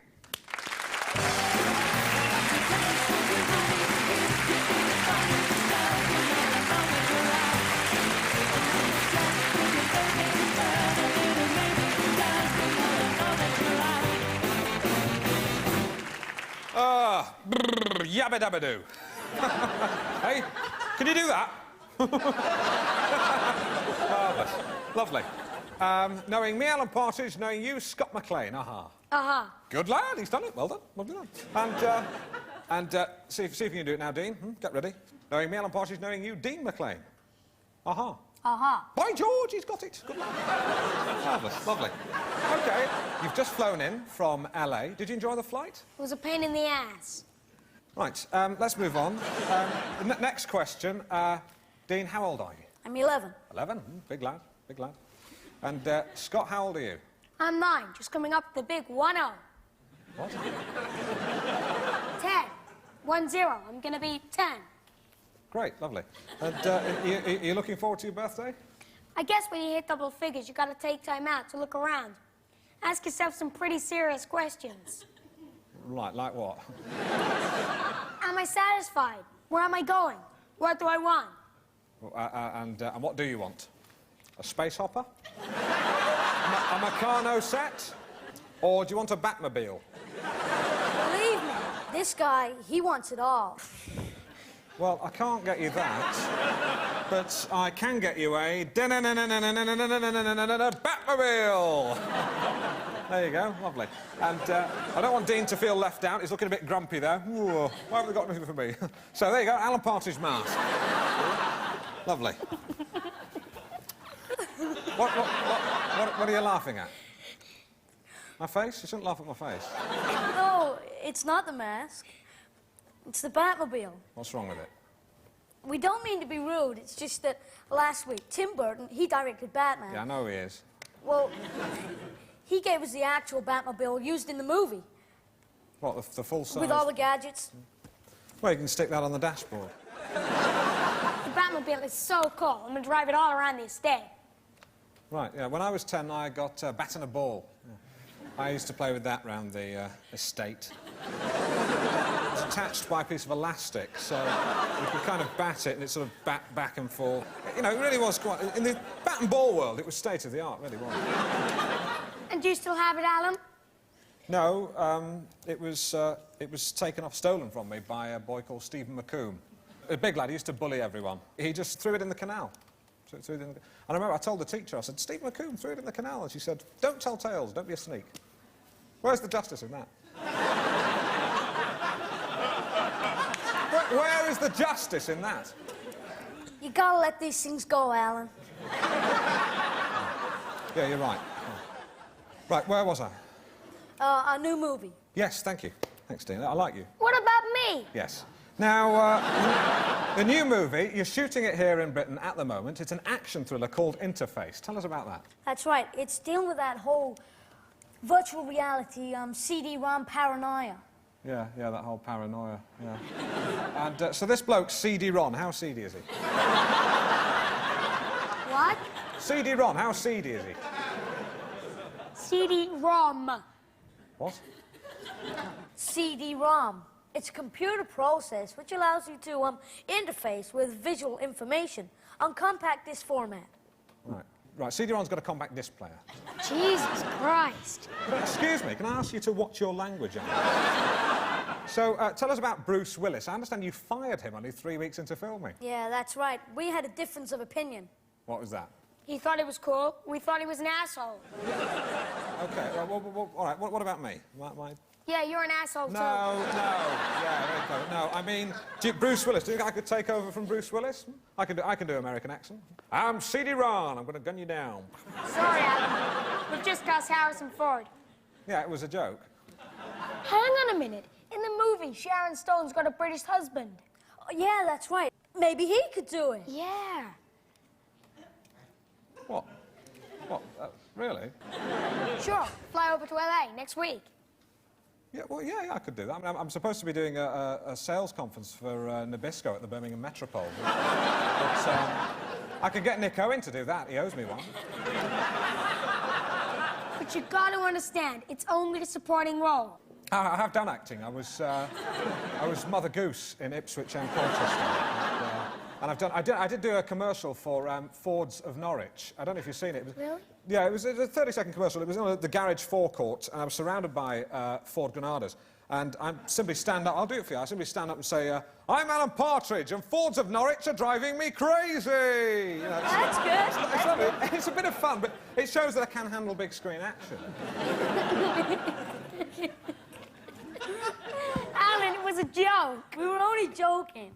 You can't be in an action movie. You're too old. I'm younger than Harrison Ford. You look older. Yeah, well, I was joking too. So the joke's on you. I started the joke.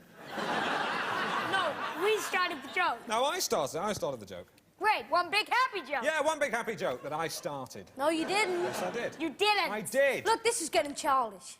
Yeah, why don't you grow up? What, like you? No, just act your age. He's only 9 years old. Just coming up the big 1-0. Yes, very good, very clever.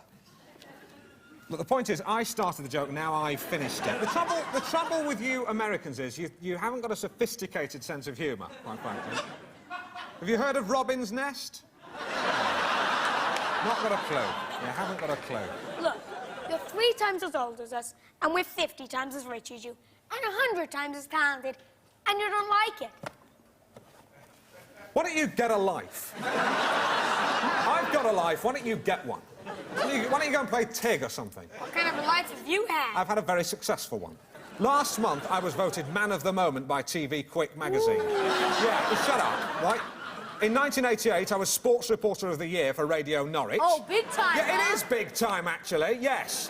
And 10 years ago, I was broadcasting highly complex traffic information to the whole of the East Anglia region when you were just a fetus. Think about that. Oh, your breath is gross. I have not got bad breath. It's like something's died in your mouth. Nothing has died in my mouth. I'm Alan Partridge. My mouth's a chemical dump. Oh, gross I'm confiscating that.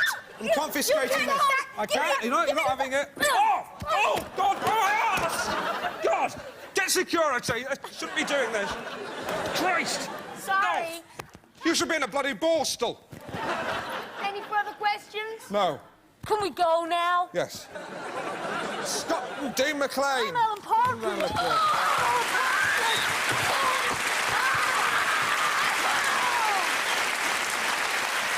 Sorry about that. Now, women. What are they? To some women, you can say, that's a nice dress. Would you like to have dinner? With other women, you've got to keep your distance. Best not get involved. Just be pleasant. I'm talking about those women who, until the last century, were confined to the island of Lesbos. In other words, lady lesbians. That's what my next guests are. Yes? Next week, this show will be replaced by a new series for lesbians called Off the Straight and Narrow. Quite clever, that. And it will be hosted by my next guests. I've been told by the BBC to have them on to promote their show, which I think is a good idea. I can't tell you what's going to be in their show. That's their job. So let's hear it from the horses' mouths. Please welcome Wanda Harvey and Bridie McMahon.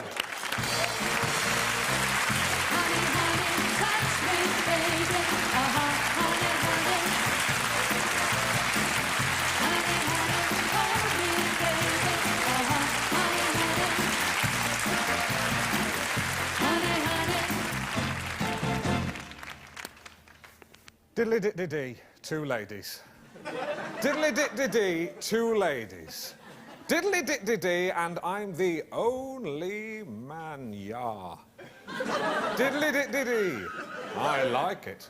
Diddly-dit-dee-dee, they like it. Diddly-dit-dee-dee, this 2 for 1. Ba-dum, ba-dum, bum.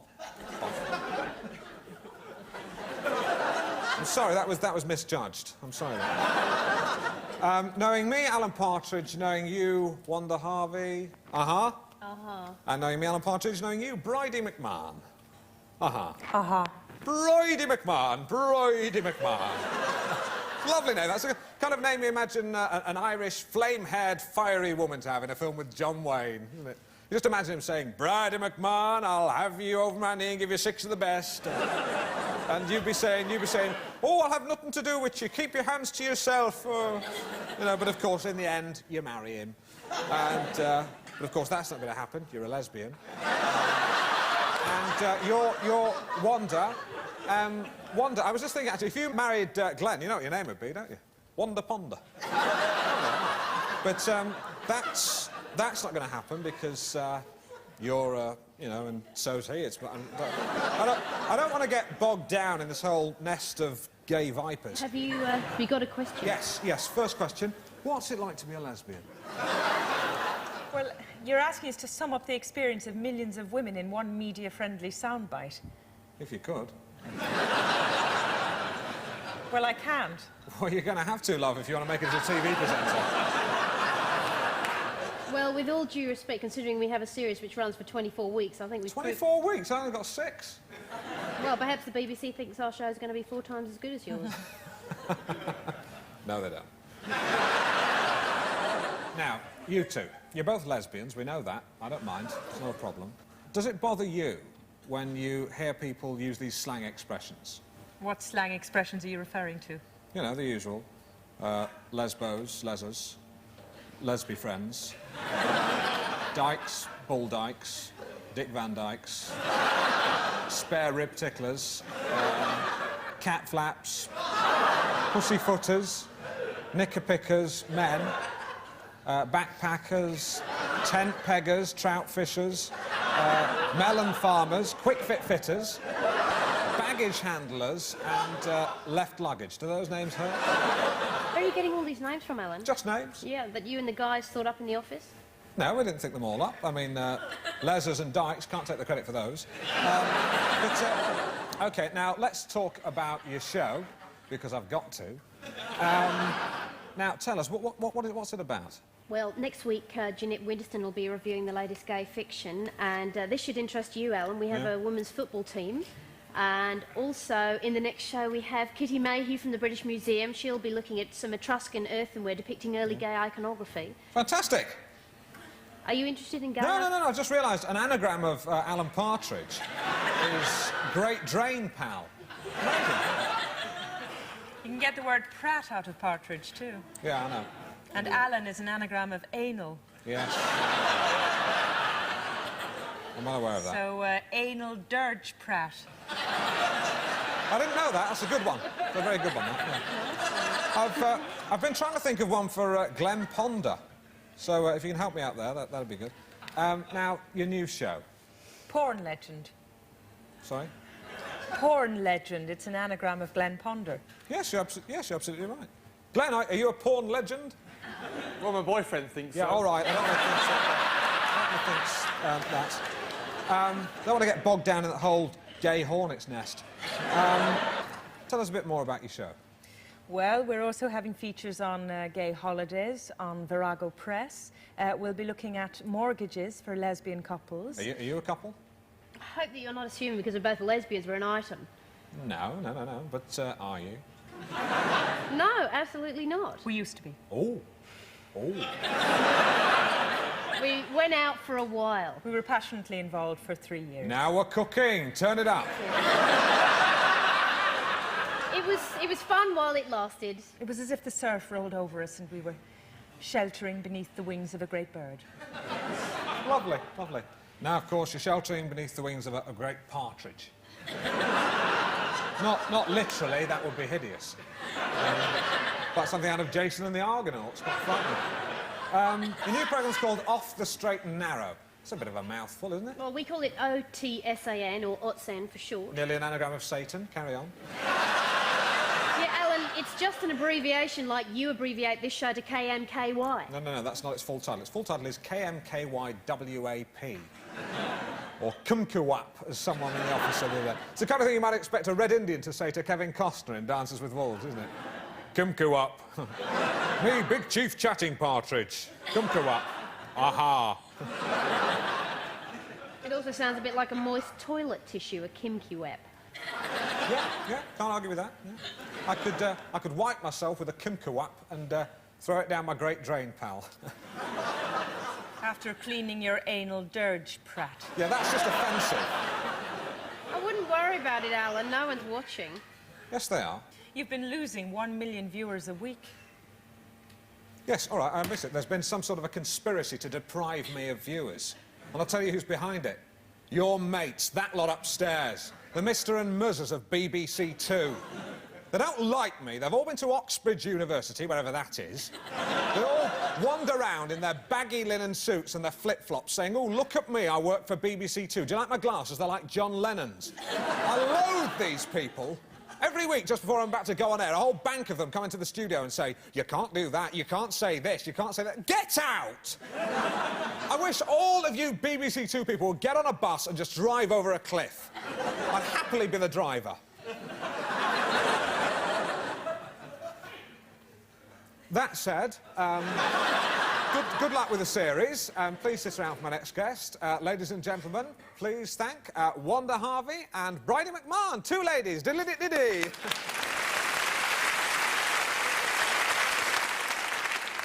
Well, let's take a break from all this chat and have a little light relief.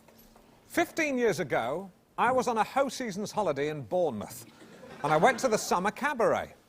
It was pretty mediocre. Then one man came on and raised the roof. He made me laugh quite literally like a drain. After the show, I went backstage and I said to him, "I'm Alan Partridge. If I ever get my own TV series, I promise to give you a big break." Remember, this is 15 years ago. Well, tonight I intend to honour that pledge by introducing a very special entertainer. Hold on to your sides, they might just split, as I welcome on Joe Beasley and Cheeky Monkey.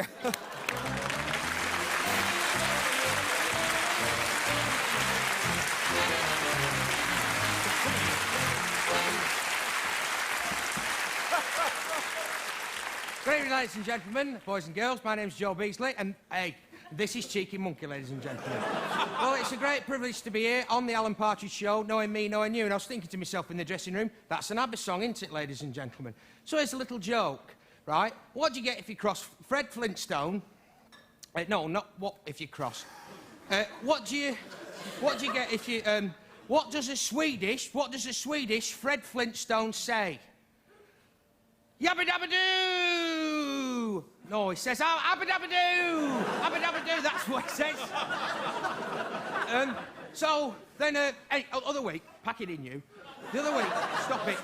The other week, me and Cheeky Monkey, we went to Blackpool Pleasure Beach, right? And at Blackpool Pleasure Beach, I don't know if you know this, ladies and gentlemen, boys and girls, but they've got the biggest roller coaster in the world. It's massive, isn't it? And we went up the Big Dipper. Oh, God. We went up the Big Dipper. And we were on the Big Dipper, right, and we're going about 200 miles an hour. 200 miles an hour on the Big Dipper. And we go on the Big Dipper, right, and we come round the corner, and Cheeky Monkey, right,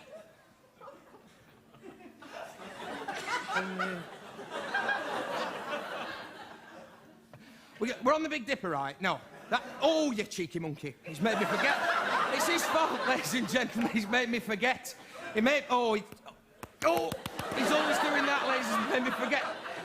Forget the joke there. Cheeky Monkey. Cheeky Monkey. Ladies and gentlemen, Joe Beasley and Cheeky Monkey. Thank you.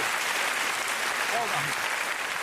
Joe, I think you've been very brave. There's more jokes, Alan. There's plenty more. It's fine. Just a little mistake. I don't think it's working. Just a little mistake. I should apologise to Cheeky Monkey. Don't do that. He's upset. It's not real. You've upset. Oh, look, he's upsetting, ladies and gentlemen. Real. Don't touch it! I'm sorry. You've got a big problem. If you've got any sense of dignity, your act is really poor. If you've got any sense of dignity, you'll leave the stage. I'll make sure you get a round of applause. Now, come on, quick while you're ahead. Come on. Ladies and gentlemen, the wonderful Joe Beasley and Cheeky Monkey.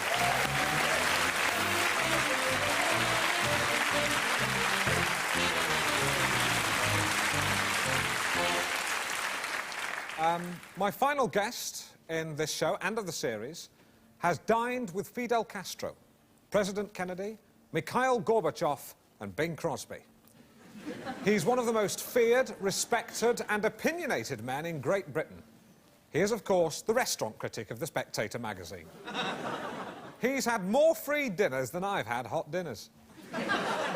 In Who's Who, under his list of hobbies, it really does say, food, food, glorious food, and wine.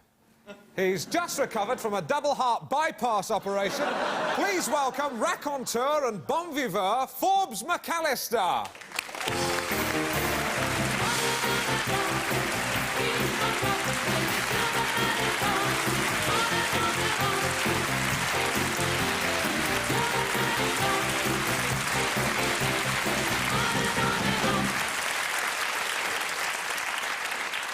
This is the last time I'm ever going to do this, so you know the form. Yes, I've seen the show. Right. Let's make it a good one. Knowing me, Alan Partridge, knowing you... You just ruined it. It was the last one. Hello, lesbians. Right, now, you were in the papers... Where's your moustache? What? You had a moustache last week. Made you look like a spiv. Yeah. Yes, I shaved it off. It didn't suit me. No. Made you look like a Lebanese pimp. Yes, as I said, it didn't suit me. It did. Right. Now, Forbes, you were in the papers yesterday because you were at Sotheby's for an auction in which you paid over £100,000 for the personal effects of Lord Byron, which we've got here. I'm going to bring them forward. These are the personal artefacts of Lord Byron, £100,000 worth. That's a lot of money. You must be a big fan of Byron's. No, I can't stand him. Big ponce with a club foot. So why have you bought all his bits? Because Michael Winner was bidding for them. And I hate him even more than I hate Byron. Ended up with all this junk, got Byron's lock of his stupid hair. You want to look at that, Lesser? And, manuscript of some of his rubbish poems. Want to look at some rubbish? Be careful, they're valuable. But this is what Michael really wanted to get his greasy hands on. Lord Byron's dueling pistols. Michael, I've got the pistols. Yeah. Can I ask you a question? Are you entirely motivated by hatred? Yes, I think I am. It's rather perceptive of you. Thank you. I hate you. Wanda Bridie, do you like Byron? Hate him. Yes, actually, I adore Byron. I find his work powerful and moving. It speaks to me like the sea in a shell.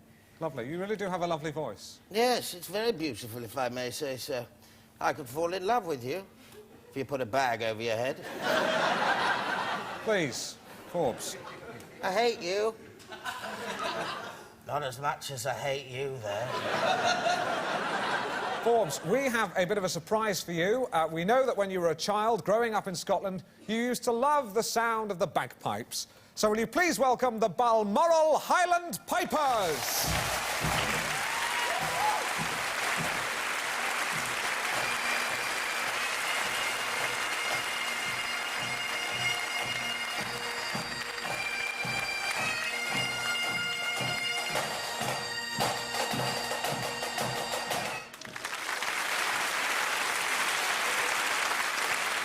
Forbes, what do you say? What do you think?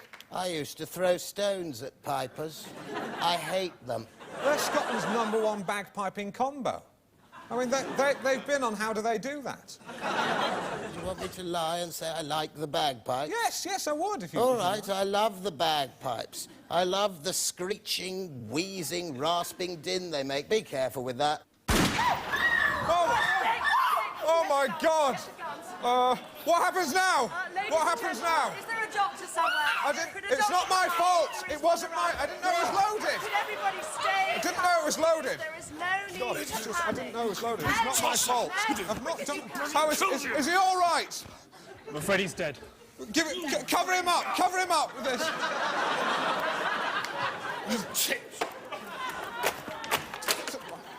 Right, I'm the executive producer. You're fired. You're fired. Go on. But you just killed a man and I'm fired. Yes, you're fired. Go on. Go on. I'm fired. Yes, you're fired. I'm fired. Yes. I'm fired. Yeah. Wanker. Yeah, right. Get the pipers back on. We're carrying on. Get the pipers back on. Back on. Ladies and gentlemen, this is Knowing Me, Knowing You with Alan Partridge. It's a live show. In a live television, anything can happen. I don't know if you remember Blue Peter when the elephant made a mess on the studio floor. Ironically, it was in this very studio tonight. I've made a mess, I can't deny it. You saw it there, you saw it here first. Another exclusive for Knowing Me, Knowing You with Alan Partridge or Kumquat. Just as a packet of Kumquats helped clear up a mess, I'm going to help clear up this mess. So, may I be the first to offer my condolences to the family of Forbes Glenn McAllister. Forbes McAllister. But he's at peace now. He went out like a light. He wouldn't have suffered. He wouldn't have suffered. I shot him straight through the heart.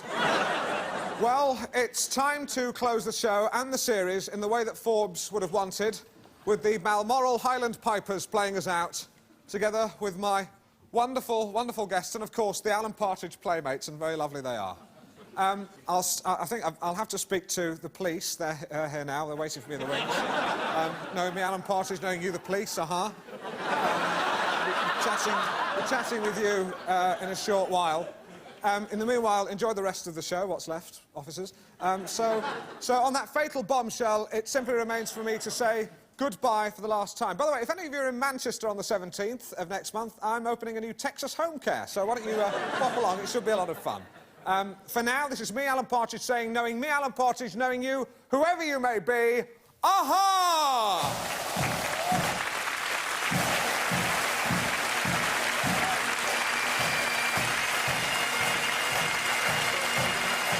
That's go right now. Okay,